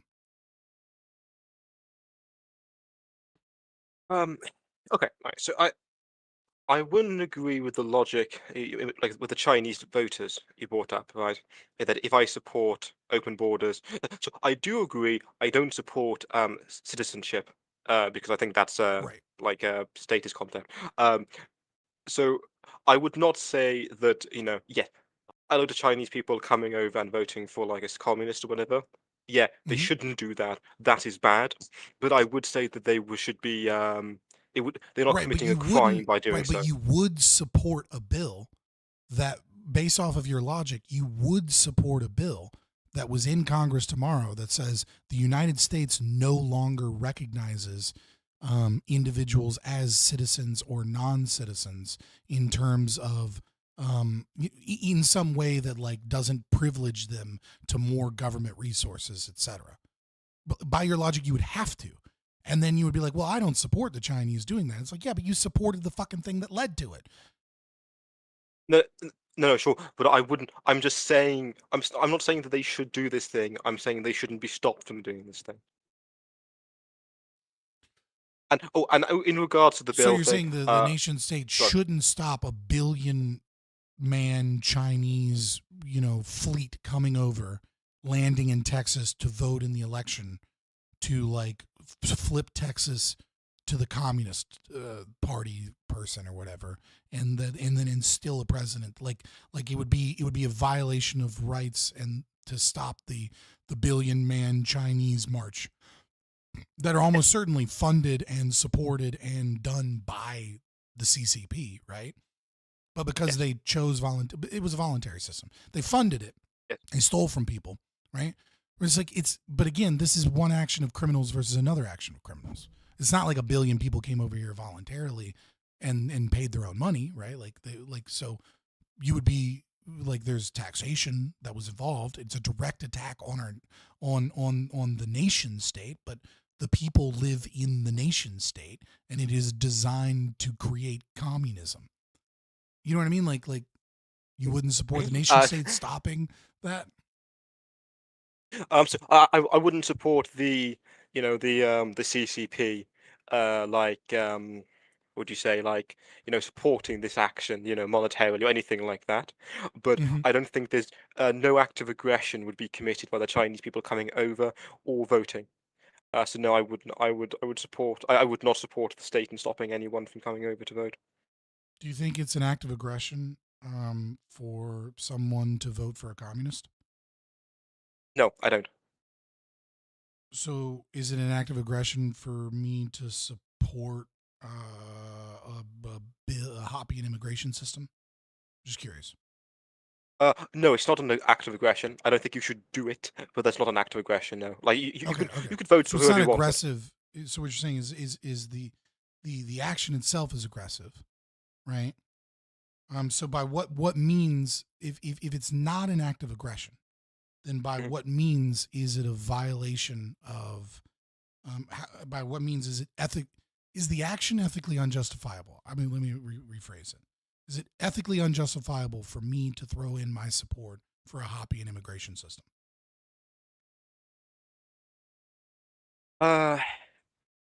Yes, because I don't believe that it would be, as we discussed.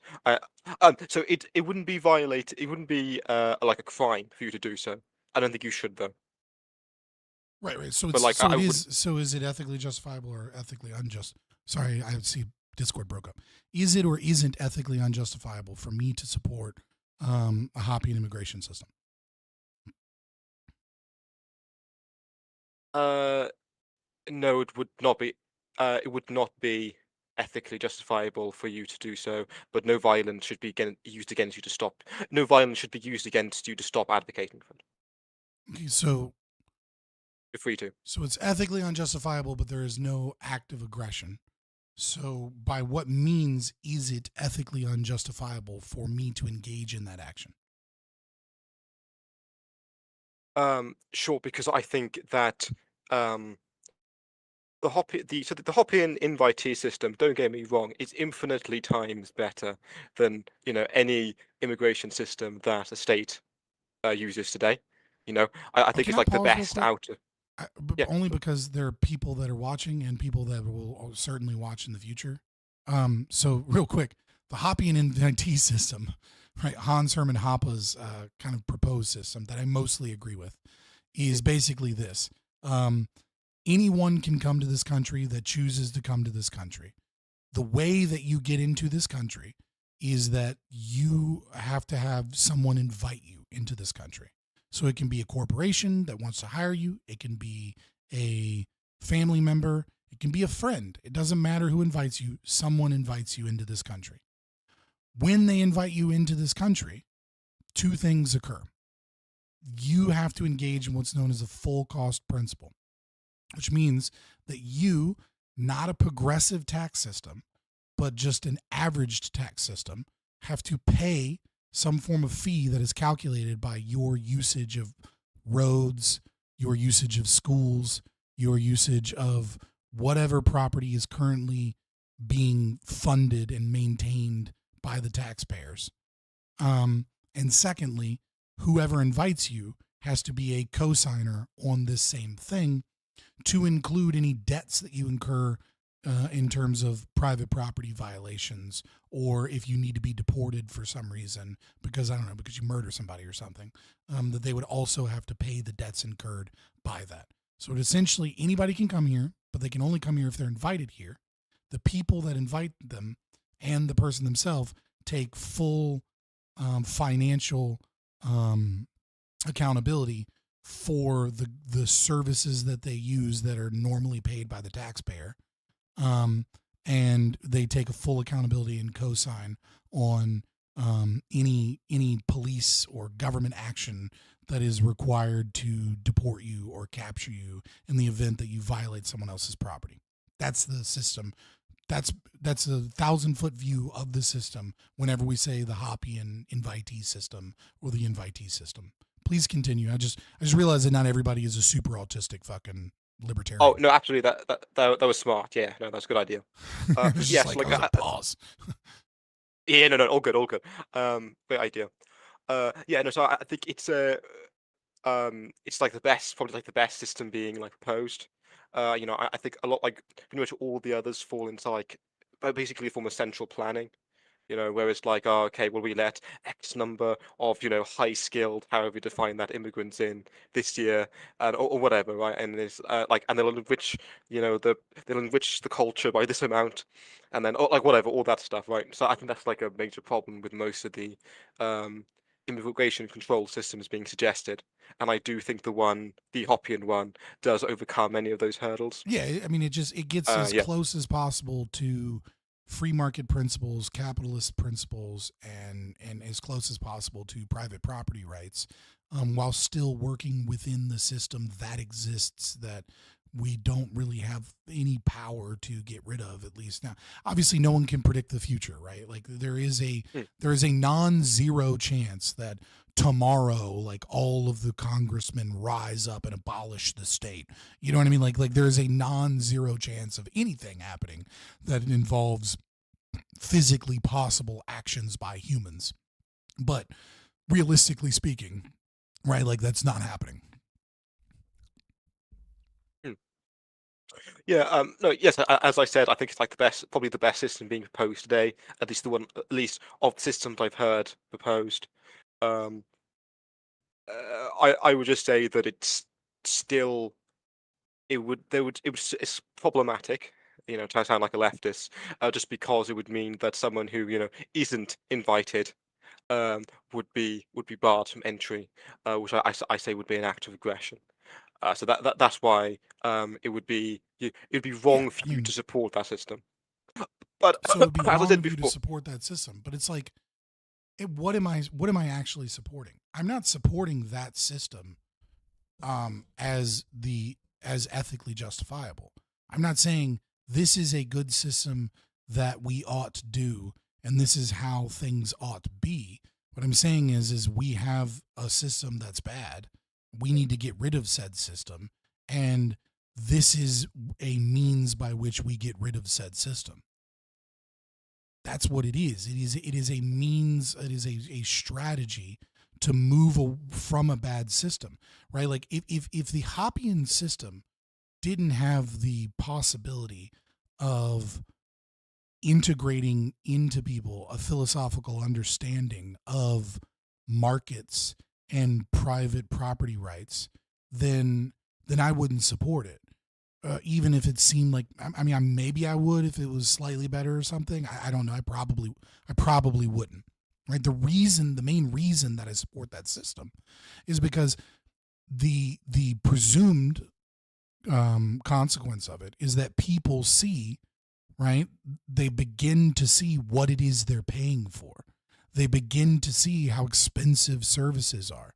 They begin to see how, right, like they wake up to the way in which the state functions in such a way that it brings more people to our cause and brings more people. They begin to see, well, maybe there are state-based solutions right? That utilize the market and capitalism more, such as, you know, mixed market economies. Obviously, you don't have capitalism with a state, but you get what I mean, right? That it changes those people in that direction, and that's the main reason that I support it. It's because that's the ultimate goal of anarcho-capitalism, as far as I'm concerned, in dealing in the arena of politics.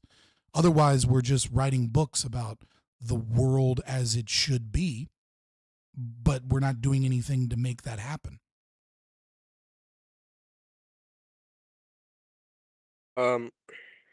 So I think my comment there would just be that, you know, because it's still, because that system, because it still requires aggressive acts against peaceful individuals. So You does know, the and status quo. yeah, no, absolutely, and I understand that, you know, like, obviously, if you could, you would just abolish, like, just get rid of the state, absolutely. But because like, even in this system that we live in, support, if that system were to come about, it would involve aggression. Okay, well, I could let not. me change the way I put it forward then, though. Okay, my issue here is, so does a bill that abolishes ICE. Because the immigration system exists, and it fundamentally changes the immigration system, right? So one thing, for example, just to give you an example of something that is necessary, right? Like, not something that is likely to happen, but let's say something that is absolutely necessary, right?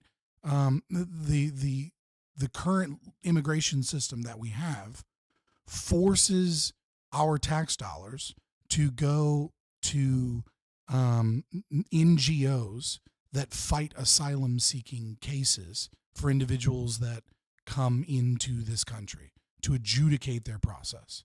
Okay.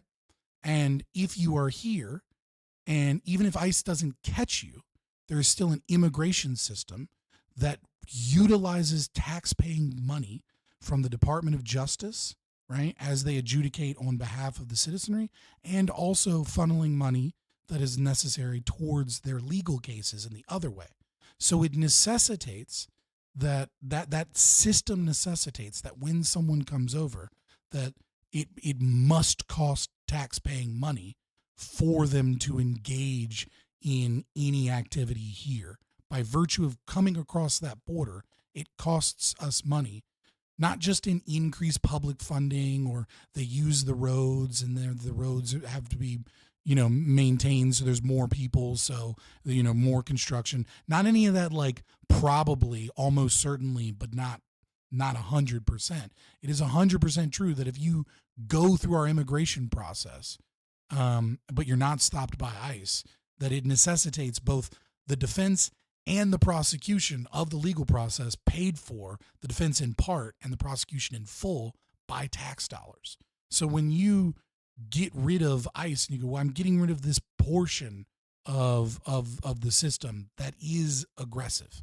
This portion is aggressive. It stops people from coming across an imaginary border that the nation state maintains, that isn't a private property border, and therefore it is stopping their free movement of their bodily autonomy to move across something that isn't owned by anybody.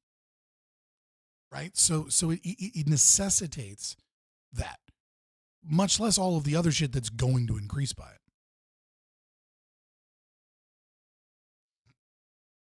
it. Okay, so in that case, obviously it should not be, these people coming over should not be funded in doing so. Like, it should not cost people. The state should not pay. Yeah, we both agree. I'm not trying to say that you agree that they ought. Yeah, sure. What I'm saying is like, the problem is agreeing in this when we isolate policy positions, right? And then we support isolating those policy positions as a part of a larger system, and yet we deny other ones. We go, well, see, like, I don't understand this principle, I guess, right? I guess I do, but it just doesn't actually logically make sense to me. I think we have to individuate them. Yeah, because the base question we should be asking is before Right, we because you get can't into like support anything that the state does, right? Unless you individuate it, and then in that yes, yeah. Well, look, like, individual analysis, it can be a negative action towards the dismantling of the state. But I'm just arguing that it's not actually dismantling the state. The mic's cutting out a load, so Yeah, sorry. I didn't hear a It's lot of that. Discord. It's fucking not cutting out on the other end unless I eat the fucking mic. Like I might be able to change my settings, but I'm listening. Go ahead. Oh, cool. Look, so I obviously I agree with that point, but I was mean like more fundamentally with individuating the policies and whatever. 1, 2. Like, I can hear that. Testing, 1, That's 2. good. All right, we'll see. Well, I might need to change it later, but this should pick up like everything. Oh, nice one. So the importance of isolating them is that the fundamental question we're asking is before we start talking about politics and all that crap is this action criminal? Is this thing criminal? Is doing this criminal?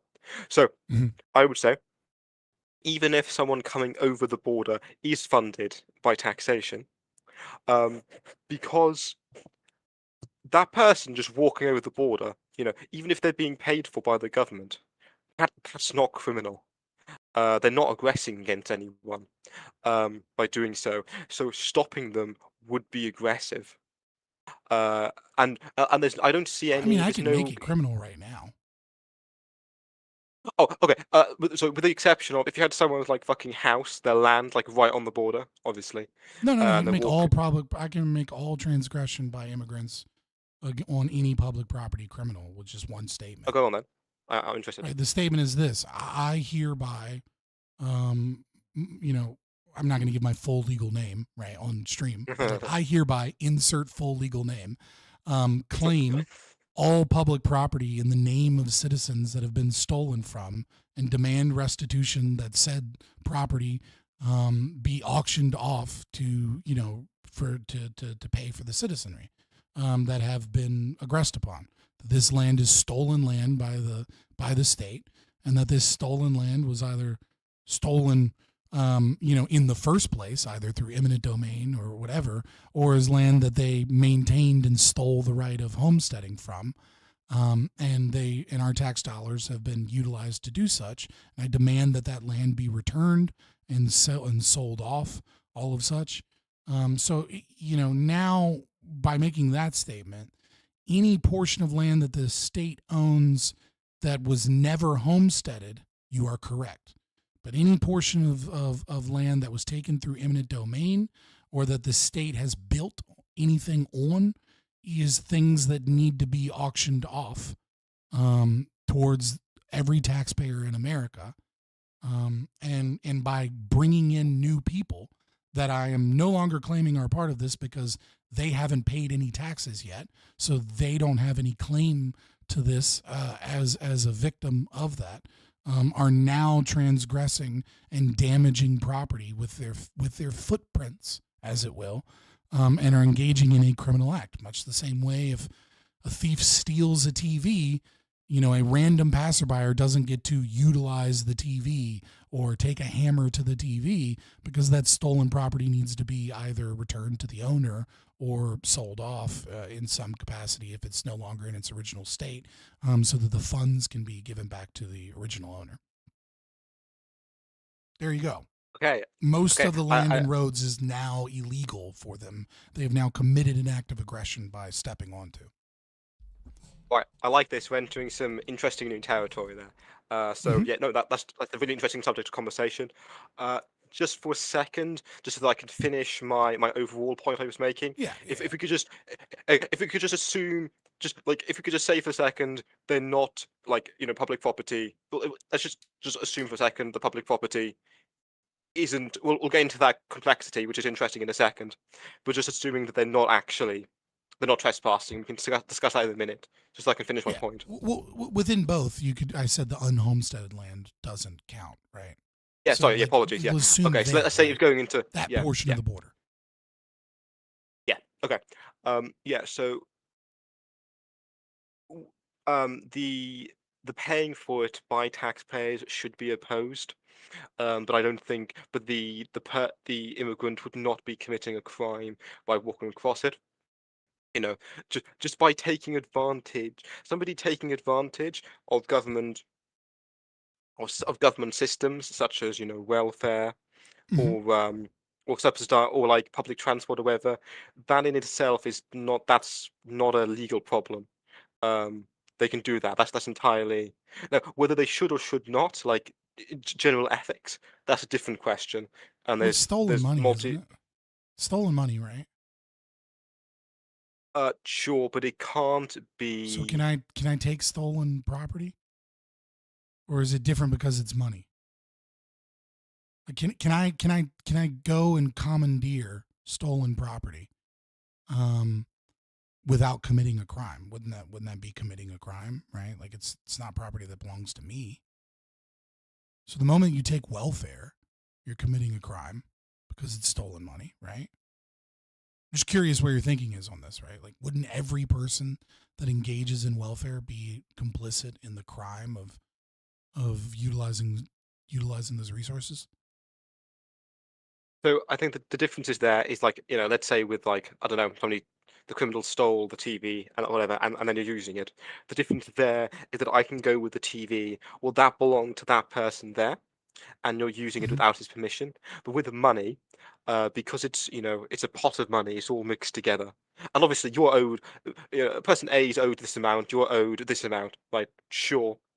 But like, you can't like go. Right, but the immigrant that just comes over here hasn't paid into the pool of money. So it doesn't matter that we can't track down whose money is whose money, right? Because everyone here has been aggressed upon and is owed restitution by nature of all of the crimes that the state commits, right? So if you're an American citizen and you've grown up here and you've suffered under the yoke of statism here in America, you are owed restitution from like a billion different interactions, right? Sales tax that you've paid, et cetera, et cetera, et cetera, right?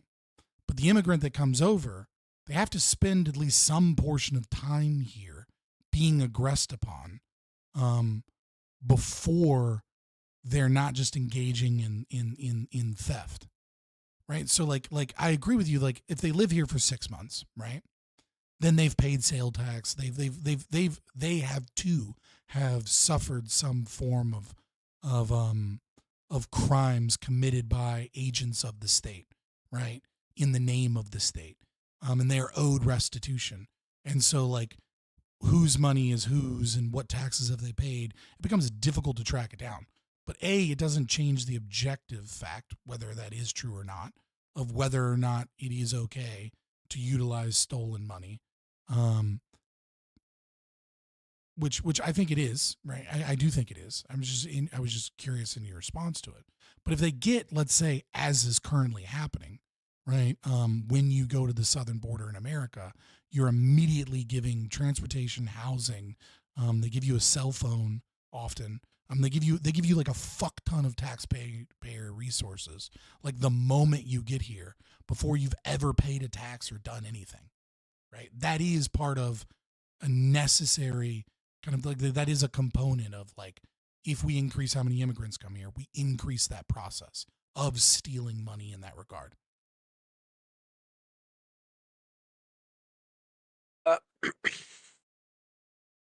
Right. Okay. So mine's on blank. 1 second. Like the TV's stolen one way or the other, right? Like it doesn't matter whether or not we can track down who is the original owner of the TV. If we know that the TV is stolen and then you damage the property via its use, right? Let's change it from TV to like a loaf of bread, right? You eat the loaf of bread, right? Like now the loaf of bread doesn't exist. You knew that it was stolen bread. You didn't know whose bread it was. And like we don't have the records to determine whose bread it was. We just know that it was stolen for some reason. Right. The same would be true with tax money, wouldn't it?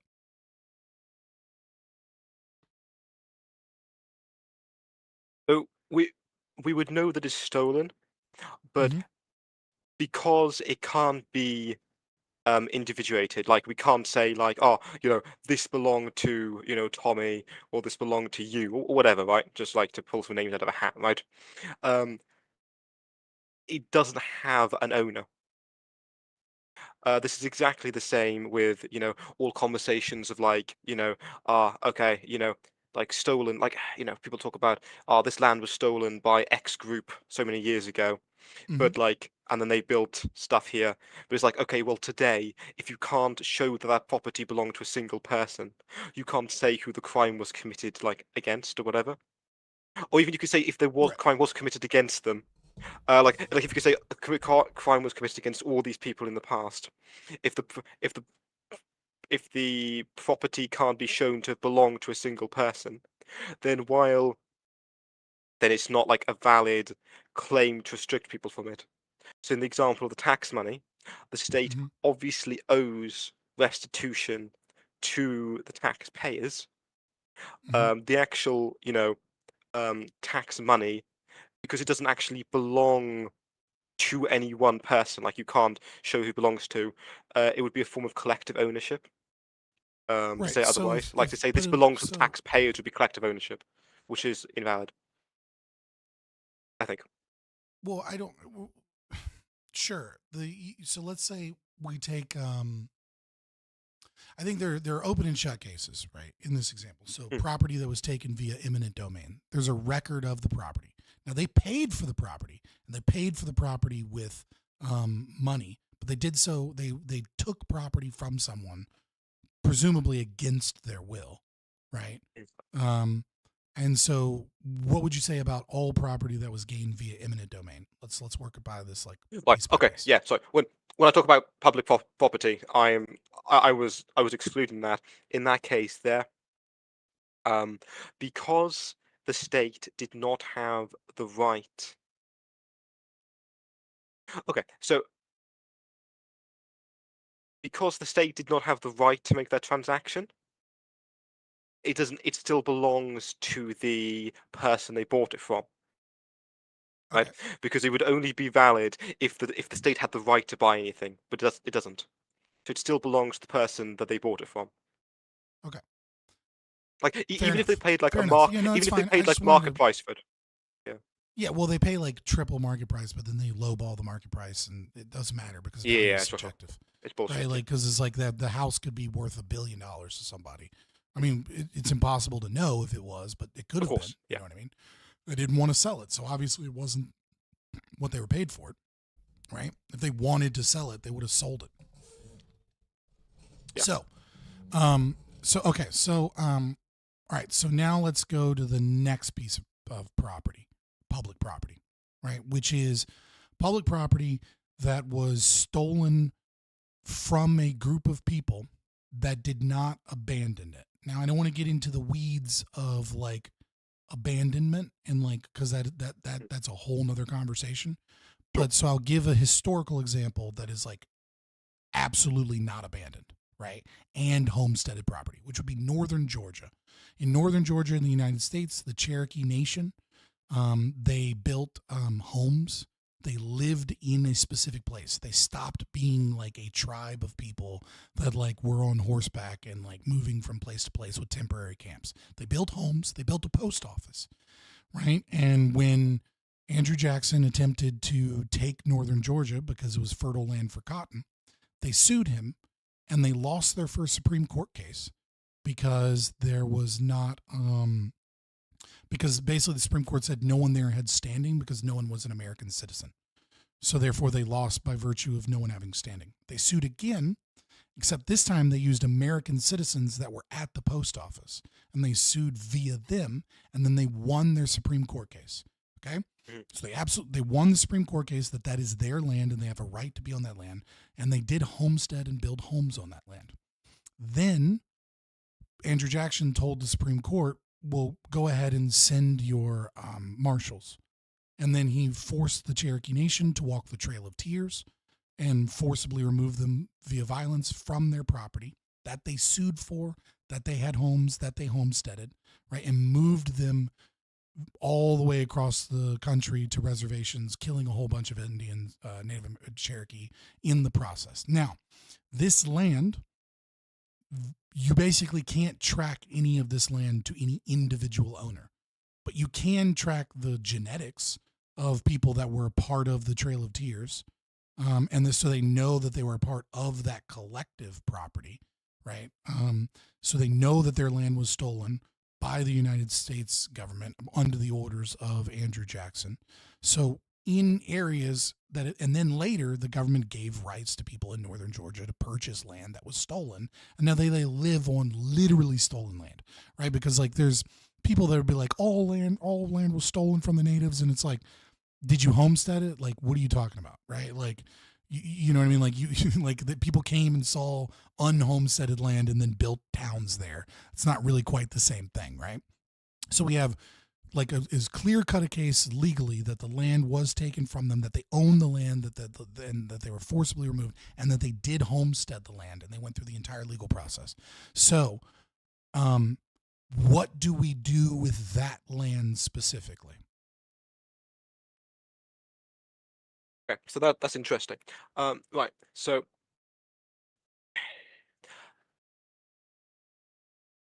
I think if you did have a case where you could track the if you did have a case where you could go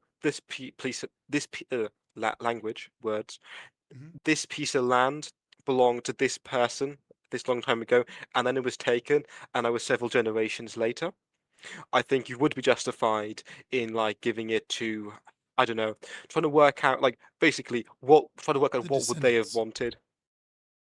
Yeah, descendants, perhaps like the oldest male or whatever, because that would have probably been like the tradition or whatever. Right, that's getting into the weeds a little bit, but just to clarify, that'd be my position on that. I think that'd be justified. So we have this piece of land, right? Let's say there's a property deed. Okay. Now, someone else has built an entirely different home on top of that land. What do we do? Well, they didn't have the right to build on that land in the first place, even if they didn't realize that it had been taken. For sure. They were still Yeah, sure. They were still committing a crime by doing so. I would say they would have the right to the materials of the house. So if they wanted to like deassemble the house and then cart the materials off elsewhere, that'd be good because like the original owner of the land. The United States government defrauded the current homeowner, or at least whoever originally built the house. That person was defrauded, right? Because they said this land is perfectly good for you to buy and sell, etc. Right? After they stole it from the natives. Okay. So so you're saying what the native has the older claim, which I agree. The native has the older claim, but the house that's built on it, they don't have a claim to it. And because they didn't abandon the property, because they were forcibly removed and they have the original deed and they want it back, it is theirs by right. Okay. How do we deal with what does the current homeowner do? Right? How is restitution paid to the current homeowner? How is restitution paid to them? Where do we get that money from to pay restitution? Do we just say, because the state doesn't exist, none of the public property can be auctioned off, none of the assets of the state can be sold? Like what do we do? Right? How can we get money to pay restitution for the person that was defrauded in the purchase of that home? Let's make it really simple and say that it's been like a home that's been passed down by the family the whole time, right? Like it wasn't like some company that built it or whatever, right? Like grandpa built this with his hands. Sure. Where are we getting the money from to pay the restitution for that crime? Okay, so that's an interesting question.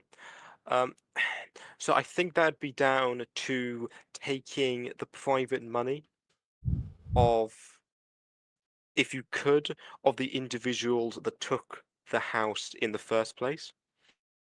Okay. So there wouldn't be like anyone that was like worked for or was part of the state. Okay, like give me a second. I'm just thinking this through. Yeah. No, because like they weren't actually involved. Like if let's say you're just like a firefighter or whatever, right? You weren't actually involved in the taking of this land. So I don't think like you didn't commit a crime there because you didn't do Right, the anything. But I firefighter think didn't commit the crime, right?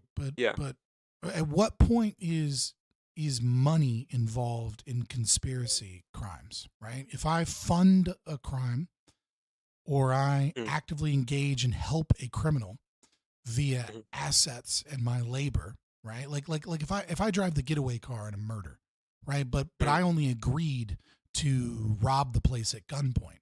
I'm still guilty of murder despite never pulling the trigger, despite there only being one victim of the murder. There can be multiple perpetrators of the murder, even if they didn't pull the trigger, because they all planned, supported, and funded the crime that they knew could potentially lead to murder. So they're all party to that murder. So what is all of this money taken in taxation, right? And this property taken in taxation? The way that I view it, maybe you can correct me here, is that all of these assets, including taxation, buildings built, everything that the state is using to gain money and maintain its power, are all assets and things that have been used in the commission of billions of crimes. So can that money, is that money, are all those property? I don't view that property as just free to be homesteaded now. I view that the state is like in a guardianship, as Casimir puts in chat, right? Of the property, to maintain the property to the best of their ability, until such a time that it can be returned to people. And that if you just say that all of this can be homesteaded and damaged or potentially improved, it doesn't matter, by any random passerby, right? That all of these assets from an institution that has committed all of these crimes cannot be liquidated to pay restitution any longer. And you're saying, well, that's collective ownership. I'm not saying the people of America collectively own the bridges and the roads. I'm saying that the state has utilized all of these assets in the commission of billions of crimes, and that these assets need to go forward in auction as a means of paying off to the best of their ability. And then when we allow new people to come in and damage these assets in one form or another, or take ownership over these assets, that's fine, but that they need to purchase them, right? Like if you can't just go and homestead a road, like you can be the company that built the road with stolen, tax dollars, and then you can put it up for auction, and they can, potentially even have first bid or something, right? Be present, so that they can purchase it. So then they can truly and fully say, I own this property, that this is private property, because all of the portions of this property that have been, maintained in the conspiracy of all of these different crimes that are mixed up. You know what I mean? Like I can't track every individual thing, but it was put forward in auction. It was in guardianship of all of the people, and I purchased it so I can wash my hands, barring any physical deed of property that comes about later, right? Barring any of that, that they can now claim that they fully and outrightly own this property because they purchased the property, and the property and all of that is now, if you will, sins washed away.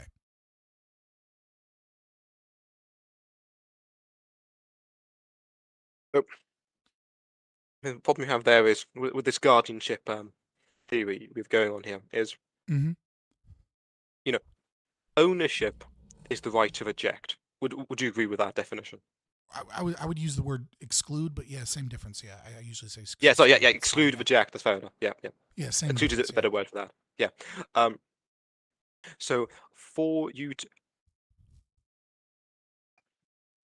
to argue that the state has a right of guardianship is to say that it has the right to exclude people from it, right? Like to say, okay, this homeless bum can't, homestead this road, this hospital, whatever. You're saying that they can exclude it.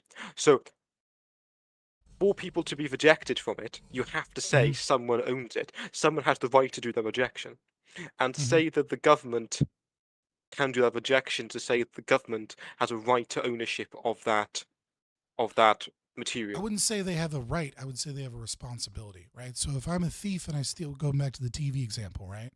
If I'm a thief and I steal a TV, and right, and I have a responsibility, right? Not necessarily a right, to not let another random person come and smash the TV with a hammer, right? Because this increases the state of the crime that I have done, right? So I'm not saying they have a right to stop someone from smashing the TV. I'm saying that that person is a new criminal entering in the position, right? But it is certainly their responsibility to try and get the TV back if they want to,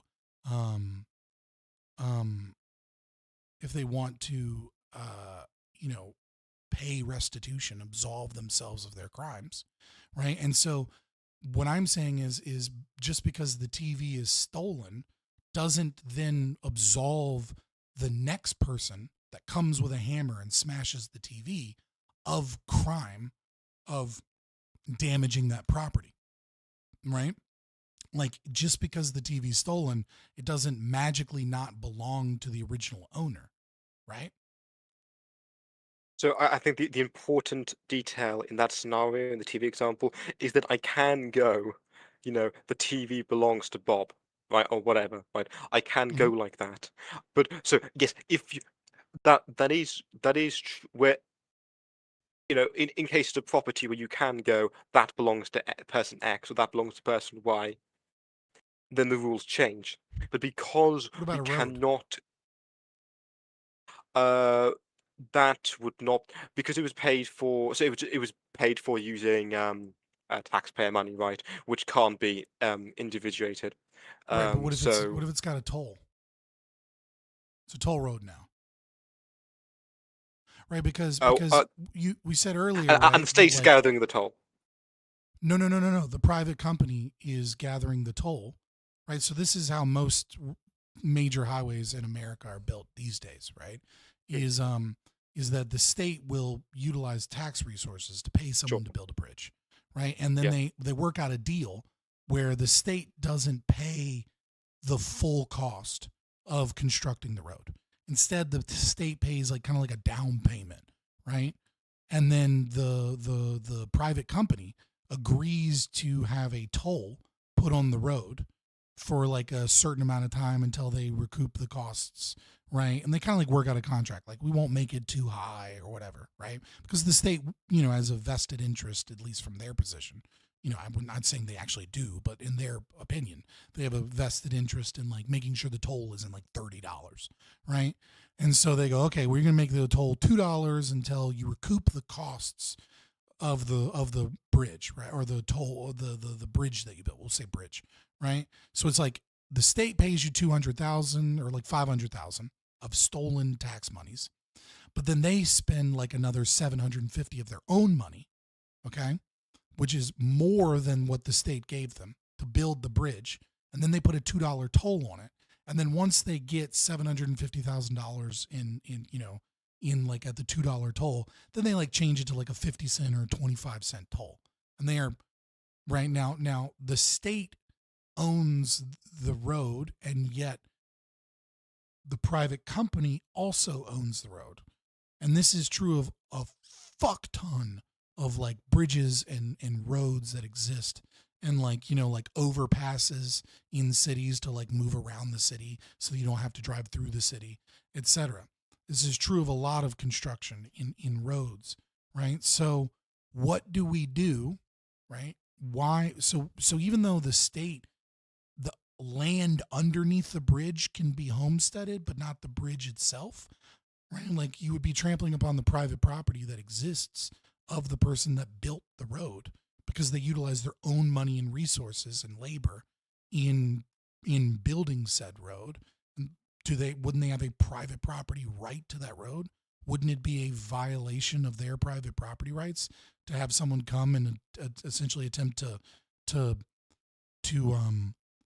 homestead that? And if so, if that isn't the case, and they don't have any private property rights there, well, then wouldn't every small business owner in America that received subsidies or programs from the state to start their business, also, by virtue of having a small portion of their business funded by the state, have no private property rights? Okay, that's an interesting question. So I will have to head off in like a couple of minutes, because it's getting quite late over here. It's almost 2 o'clock. That's fair. So I'll just but to answer that, so I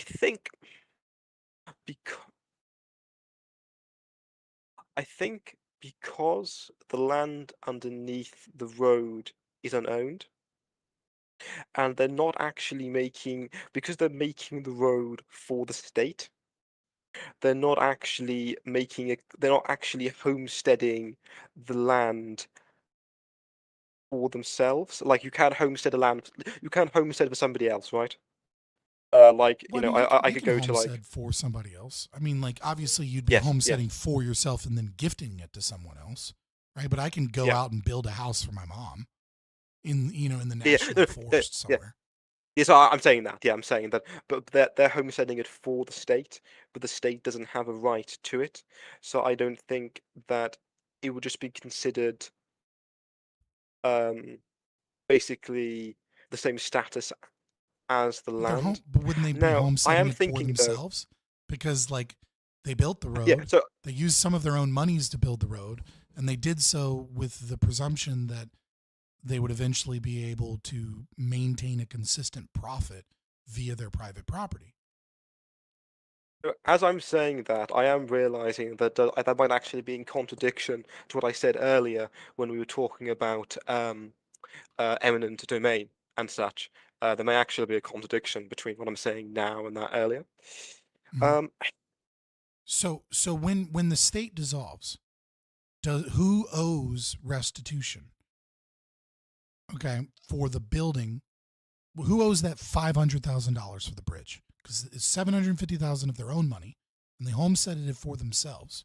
Okay, and they have a toll road, right? But also they have profited off of the fact that they received $500,000 from the state, from taxpayers, right? So the taxpayers, or this large collective group of people, some portion of everybody's money or some portion of some people's money, right, was stolen to gift them money in exchange, basically, the state committing their crimes and creating the concept of public property, right?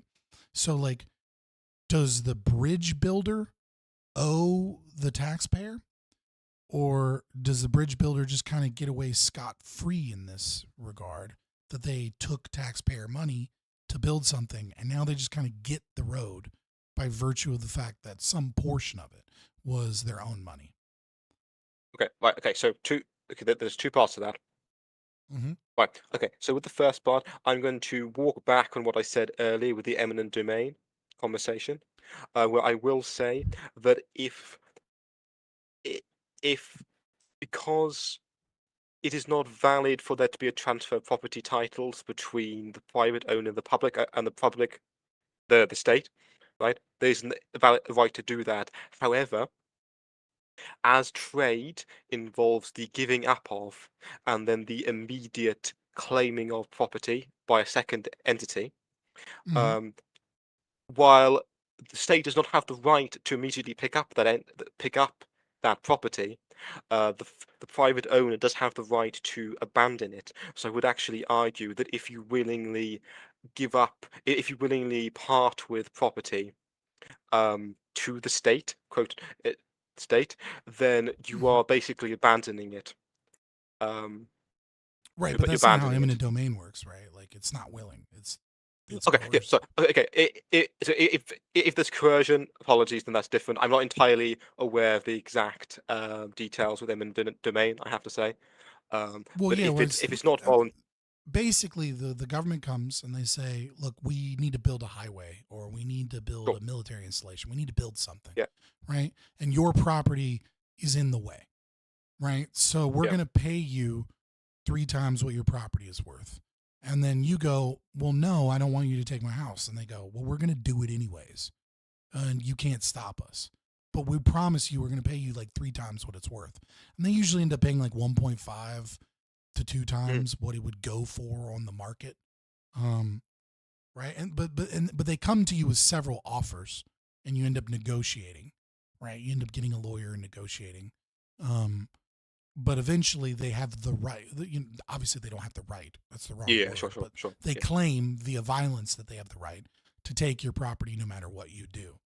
And sometimes they often engage in really seedy shit, like intentionally using government force to like devalue property in a whole bunch of other ways. When they want to build a project in like a neighborhood, they'll like remove police from the neighborhood and they'll do all kinds of things so that like your neighborhood isn't even worth that much anymore, which devalues your property so that they don't have to pay shit for your property anyways. But sometimes, yeah, they go to people and they go, I want to buy your property for 3 times market value. And they go, okay, like, yeah, I'll take that. Like, that's a good deal. Right. So, but it's always assumed that you don't have the right to refuse. You have the right to negotiate the price for a while, but you don't have the state claims that you don't have the right to refuse, and they will use violence if necessary and forcibly take your property. So you have to take one of the deals that they give. Okay, fair enough. Thank you for explaining that to me. Okay, right. So then, in that case, then it would still belong, because there's coercion involved. It still belong to the tax. It would still belong to the private owner. In the example of the roads, because it is entirely voluntary, as my understanding goes, then the roads would not belong. The roads do not belong to the company anymore, because they chose to give up the material. Okay, but how? So but what is homesteading, right? What is homesteading? If so, you're saying you cannot homestead property if you receive any monies from the government? No, I'm saying that because the idea was for the roads to be built for the government. The idea was it was like a trade, right? Is that the company would trade their time and resources, right, and therefore money from the state, and then those time and the road then would belong to the government, as the government cannot actually own the road legitimately. Then it would have still abandoned by the company as part of trade. It doesn't belong to anyone. But they're collecting tolls on the road as part of their negotiation. Sure, but they shouldn't, because it's the government collecting tolls on their behalf, and the government doesn't have the right to do that. Okay, so you're saying it doesn't matter whether or not you receive government funding to start a business, but if your business is that's fine. Right, but if your business is designed as a public good, then you don't own your business at all, because you have abandoned it in the sense that the government maintains some rights or control over your property. I don't think that this logically follows, because we could get even deeper into it, right? Where like Small Business Authority gives Black people specifically loans to build restaurants in inner city community, right? So I get money from the government, and the government presumably is this thing, but I'm not abandoning the property of the government. I'm treating it like my private property. It's my business, right?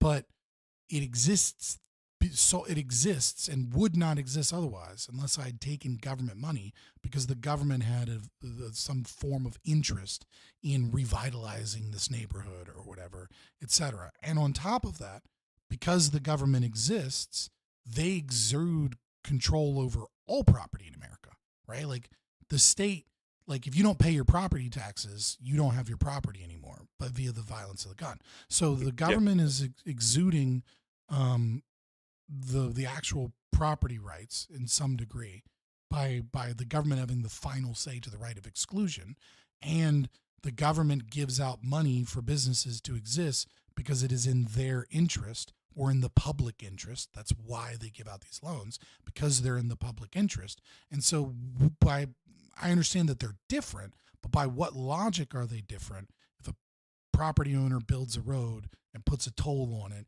and collects money from a toll like a business, from a restaurant that takes money from the government because they believe that there's a public interest in you know, that restaurant existing in a community to revitalize it, etc. Like what is the substantive difference here? Because the property owner of the bridge gives the government more control that the government forces, I don't there doesn't seem to be an actual substantive logical line here. It seems like we're vibing out to what degree it feels like it's private property, and like that's not good.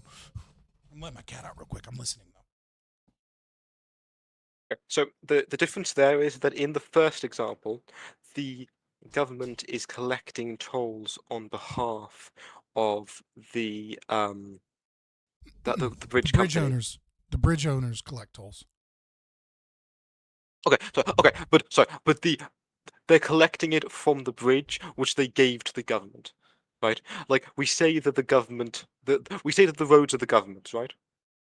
No. Like when they do tolls in America for like overpasses and bridges that are built by companies, the government is not collecting the toll money. The business who built the bridge is collecting the toll money. Okay, no, sure. Okay, fair enough. I wasn't aware how the system works, but that's still invalid because the bridges themselves, you say, are the government, right? Like the deal was that the company was like, we'll build this bridge for you, you being the government, right? So they want to they're trading the resources and the time for the money. So the bridge is still meant to belong to the government, but the government can't own it, so it's just abandoned. Yeah. Okay, but now we don't have a. But what's the difference between that and the restaurant?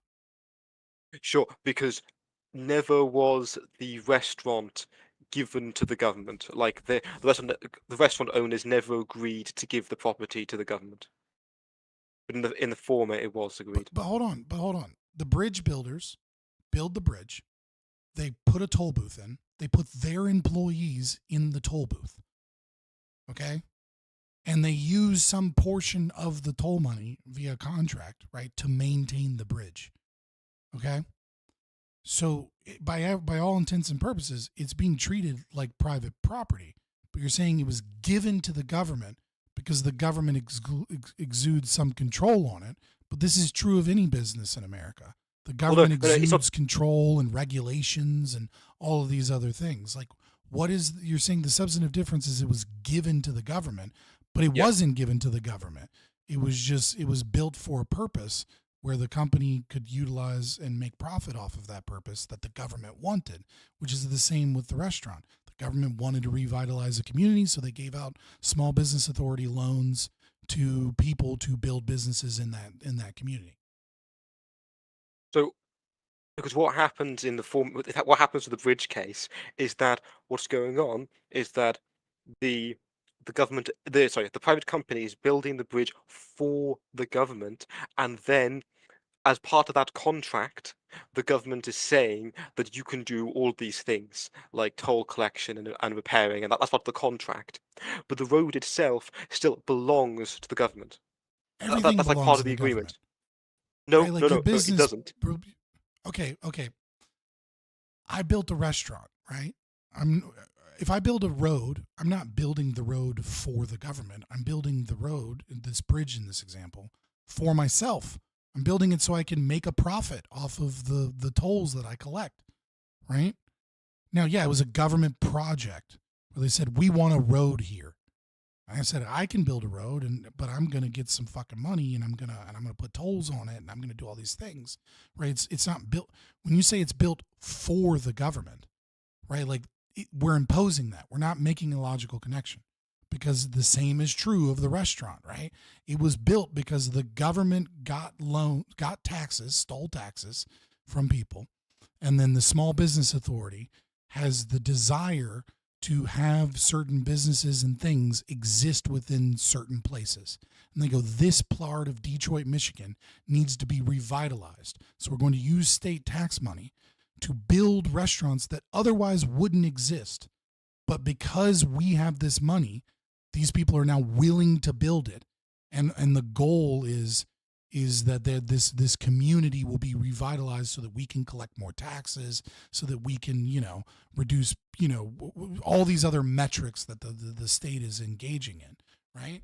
Like and when you're saying, well, it's like, okay, but if I build the restaurant, presumably the ownership is me because I have the right to exclusion, but the government has the right to exclusion. Don't pay your property taxes, they take it. Like everything that is built by that logic is built for the government, because the government has the ultimate say and authority on all property because of the violence that they use to enforce it. Well, sure, but the difference there is that, yes, sure, they do wield unjust control over the property, obviously, but like the businessmen still consider it theirs. The idea was what they consented to. Like they never consented to have it being taken to being used by the government as the property. It's being used by the government, and they're exercising control. But like there's no. They never agreed for that to happen. They never agreed for it to become the government's property. In regards to the road, I would still say that in the contract, it is like it's becoming the government's property. And so part of it is that the company can do things on the road and do things to the road and make a profit and all that good stuff.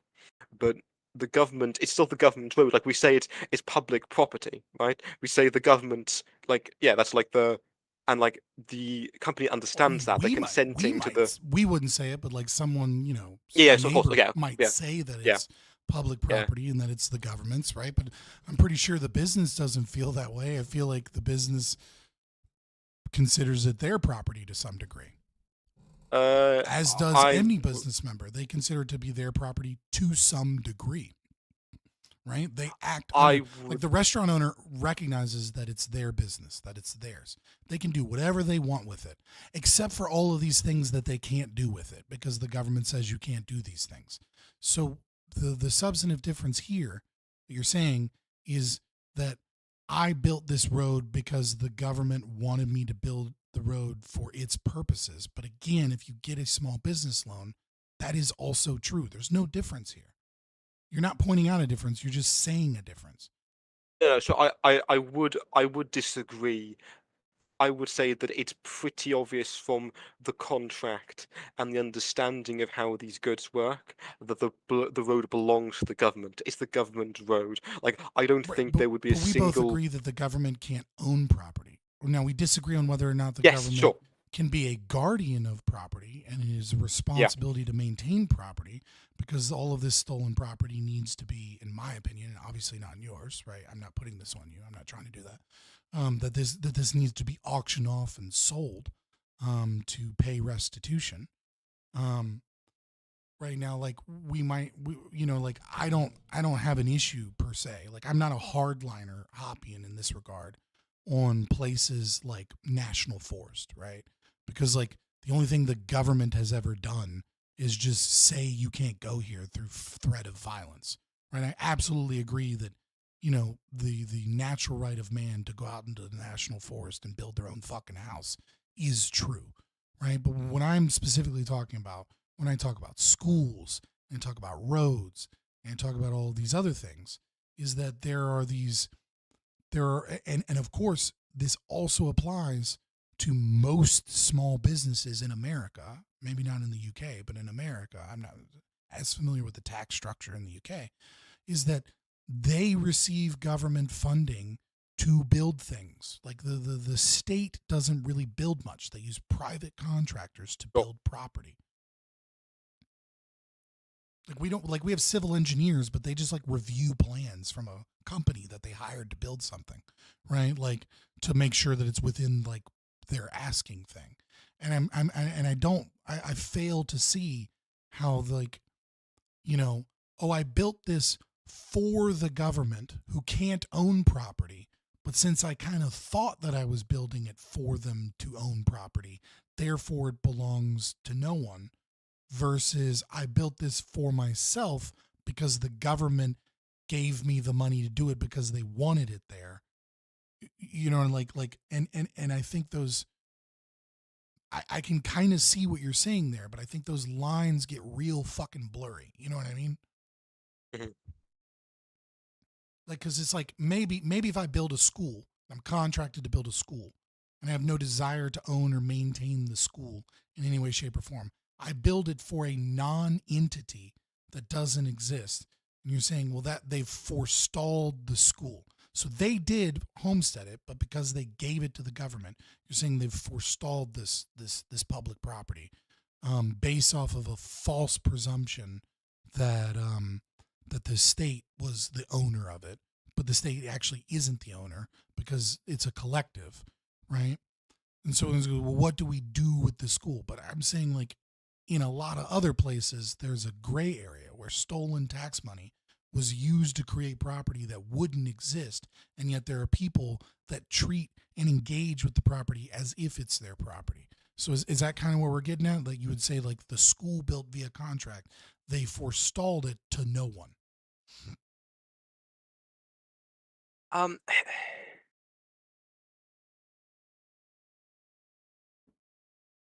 Sorry, could you repeat the school example again? Apologies.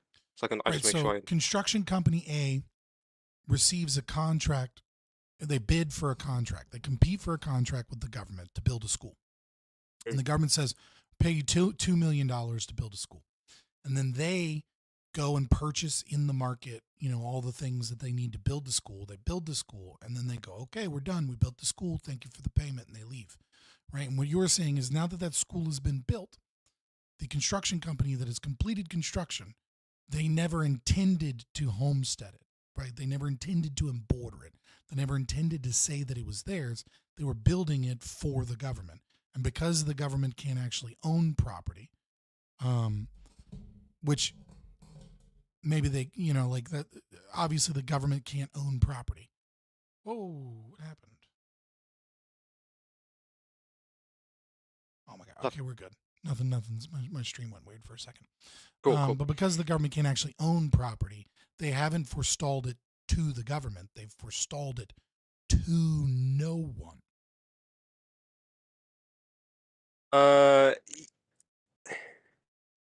Because I disagree with that. I would say that they haven't forestalled it to no one. They've forestalled it to the public. They forestalled it for public use to a bunch of people. Now, I agree that you can't have collective ownership, but it is not them that have fucked. They have been defrauded. They have been defrauded into thinking that they were giving it to the public for public use and being paid for that, when in actuality they were giving it to a state that isn't justified in actually owning the property.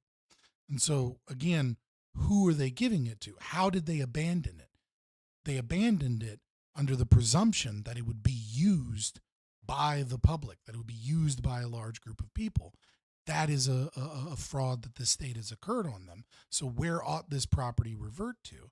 And it appears that you and Liquid Zulu and a lot of other people would say that this property belongs to no one. I would say that the intention of the abandonment of the property was to transfer it over to this collective use, and that these collective people have been defrauded, as have the construction company, and that it is the state's responsibility to maintain that property and then auction off that property to a legitimate owner so that funds can be used to pay restitution for the crimes. So yeah, I think that's a pretty good. I agree with how you put my position. Mm-hmm. So I really would like to head off. Yeah, I know. In a second. It's getting late. We've gone so long that I'm not even probably going to get into the Malay shit tonight. I'm probably going to postpone that for another stream, just because it's already like 3.5 hours in. That's a 2-hour fucking video that's going to take me like 6 hours to get through. Yeah, no. So like, it's really interesting topic of conversation. I think both of our positions have been elaborated quite well. I would absolutely, if it's still something that if you're still interested in this, I would be completely happy in coming back on some other time, and we could continue this and discuss the minute details of kind of abandonment and kind of trading and what that then applies and consent. That sounds really interesting. Go get beat up by Casimir on the next fucking Twitter Ancap thing. Objectivist. Oh yeah, I'm gonna get roasted. Yeah, you know, go deal with that, and then come back and see if you're a little closer to my position, right? Yeah, no, I'm gonna get an earful. I think. Yeah, exactly. Yeah. Well, But it was no, nice it's been talking really to you, Anti-Con. Yes. Cool. Right. How do I? You hit that how do little I hang leave? up red thing at the bottom of the, Right. Cool. screen. I see. Peace. All right, hold on one second.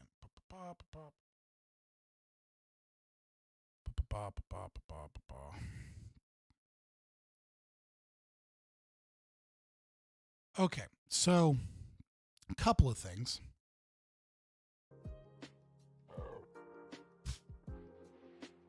I am there's two reasons why I'm not going to get into the Milei thing tonight. Yeah, that is a great name, by the way. One being there's not a lot of people here, and it's a lot later than I thought it was gonna be. I'm happy to have a substantive conversation about it. Fun for the libertarian nerds, maybe not so much for like the, liberty leaning Republicans.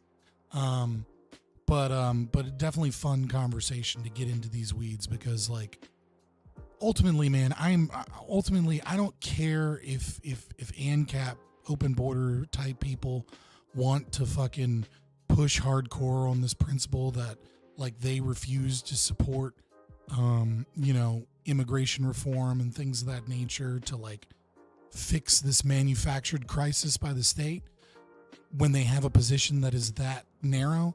Mostly I just want them to stop fucking calling it open borders and like differentiate what it is that they claim in such a way that like people can realize that they have this esoteric principled natural law opinion, as opposed to like pushing. Chat will start, right? No one's gonna fucking like just call it private borders, right? And then we can disagree or agree on the tactics involved, right? Like I still think they're wrong on that, but it's like that's fine. Stop fucking getting in with the conglomerate and using your voice to effectively support like I said, the manufactured crisis. Like it's just not good. You know what I mean? Like and none of them want that. But they tacitly support it. With this like kind of like, it's almost like they're being used in a Mott and Bailey. I don't know.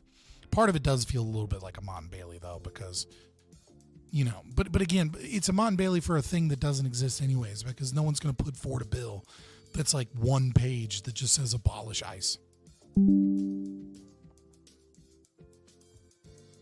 You have the option of embracing lower views and read my refutation of voting is aggressive from a while ago. Can you DM it to me again?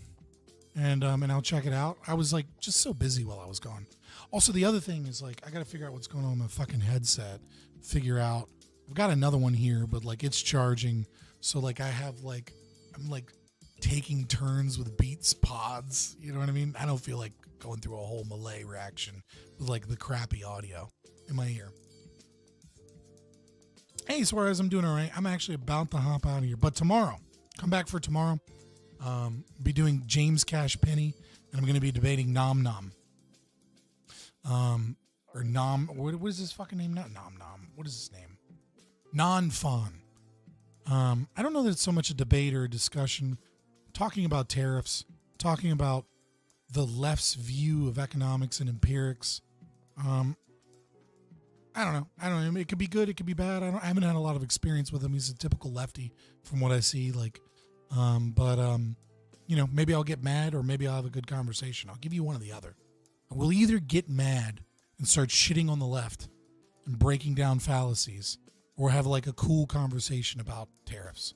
One of those two things is very likely to occur. And then we will do James Cash Penny for the first installment of Heroes of Capitalism. I am super excited to do it. And I can't wait to see you guys tomorrow if you come back. And make sure you join the Discord. Make sure you like, subscribe, turn on the notification bell. Follow me on Twitter or X, whatever. And if you want to support, only $3.99 a month, you can become a member. It's pretty cheap, I think. You don't really get anything out of it, just to be fair. like, you get seen on my dashboard quicker so I can respond to your stuff, but I'm usually pretty good about responding to stuff. And again, for next stream, I will read out all super chats, even if I'm busy, even if I'm in a debate, no matter what I'm doing. If you super chat me or you do like a donation text to speech, obviously your text to speech will pop up. But I will respond to those things, even if I'm busy, because they'll take me out of being busy. Like I can see it, right? But I just can't see a wall of text when I'm in the middle of a debate. So if you want to make sure that your questions get answered, etc., join the Discord and at me, and I'll probably get back to you. Consider donating or etc. And lastly, if you are in the Discord, please, if you find interesting clips or anything, clip it. Clip the stream. If you find something cool or funny or entertaining or interesting, clip it and put it in the stream clips portion of Discord. And if I can, if I start getting stuff in the stream clips from you guys, I can very quickly and easily turn those into YouTube shorts. And that helps me grow the channel without you actually having to spend any money, right? Like I know some people are like, dude, I'm not giving you fucking money, but if you want to support the channel, you have a couple minutes and you're watching the stream, you see something funny or something based or whatever, all you got to do is, make a clip in that portion and throw it in the Discord. And then I can make those things into YouTube shorts, and that allows me to make more content, get more people into the streams, get better conversation, grow the community, meet new people, and have fun. And you have to pay a dime, right? It just takes a little bit of time. But if I have to go through every stream because I feel like I kind of remember a time when something funny happened, and then I have to clip it myself, like it probably just won't get done, just because I only have so much time. Oh, are you going to be making any YouTube videos or long form content instead of just streams?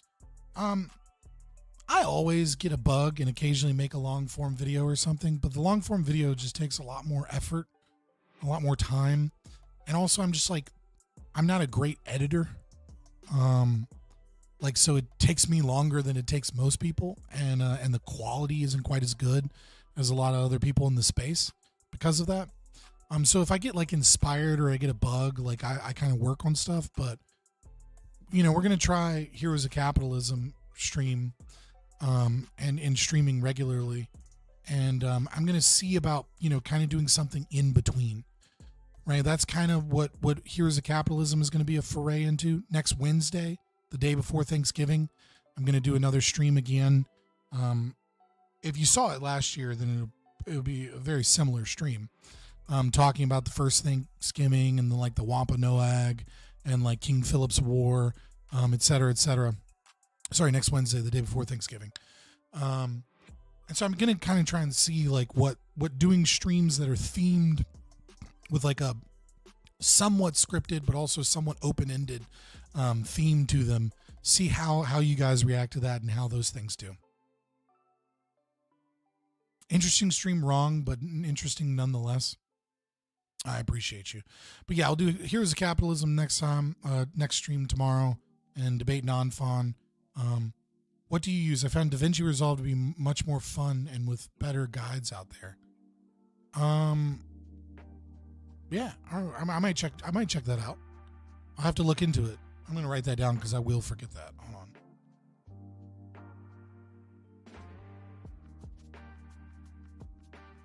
Because I use Lightworks. And Lightworks is just more than what I need, right? Like there's a lot of tools, but I've gotten so comfortable with all of the tools that like, it's hard to force myself to use what is probably a better program. Because it's like, I finally like kind of figured that one out a little bit. So I'm not stumbling around being like, how do I put a green screen in this? Or, how do I crop this, or how do I export this way, etc. But there probably are better ones, and like I probably do need to make a move to something that's a little bit more user friendly and not like super complicated. Because like Lightworks Studios is like, it's for like making movies. It's not making for like a quick YouTube video. Use DaVinci to make a pretty good, make a short documentary. I can attest that's pretty good. Yeah, I'll check it out. Lightworks has a massive amount of tools, and I've learned how to use most of them. And so it's going to be really hard to get me to use something else because it's just a really big learning curve. And like Lightworks does everything I needed to do. But if I find that like something else like exports quicker, you know what I mean? Like, or something like that, like, cause Lightworks takes a while to export. So I don't know if that's the program or if that's just the process and my processor, etc. So yeah, I'll take a look at it, get a feel for it, and see if I can maybe like try something out. Make a fucking clip and put it in fucking the stream clips, and then, you know, maybe I'll use DaVinci Resolve to learn how to do it by making a YouTube short or two instead of like long form content. If I find that I like it, you know, maybe I can use it. But I will see you guys tomorrow. I think the stream starts at 7 p.m. Let me check real quick before I get out of here. I mean, it's on the YouTube channel, so it's in upcoming streams. Like, I've already set it up, but... Oh, fuck, I went to studio.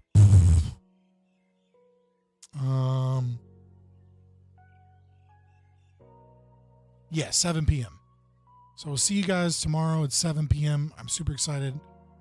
If I show you my workflow, you will learn bad lessons. I just poke it until it works. Yeah, I'm kind of the same way, brother. Until I hit a wall, and then I like YouTube how to do like this one thing, and then I'm like, the wall is no longer there, so therefore I can continue to charge forward until I hit the next wall. It's kind of how I've learned a bunch of stuff. Just like a bull in a china shop, you know, and it's like, fuck, how do I do this? All right, let me go do. And then eventually you like learn other shit, and you're like, you can put text bubbles in this shit? I didn't know you could do that. All right, whatever. You know, like, I'll figure it out some other time. All right, guys, I will see you tomorrow, unless, of course, you're in the Discord or you're on Twitter or X. Then I might see you there.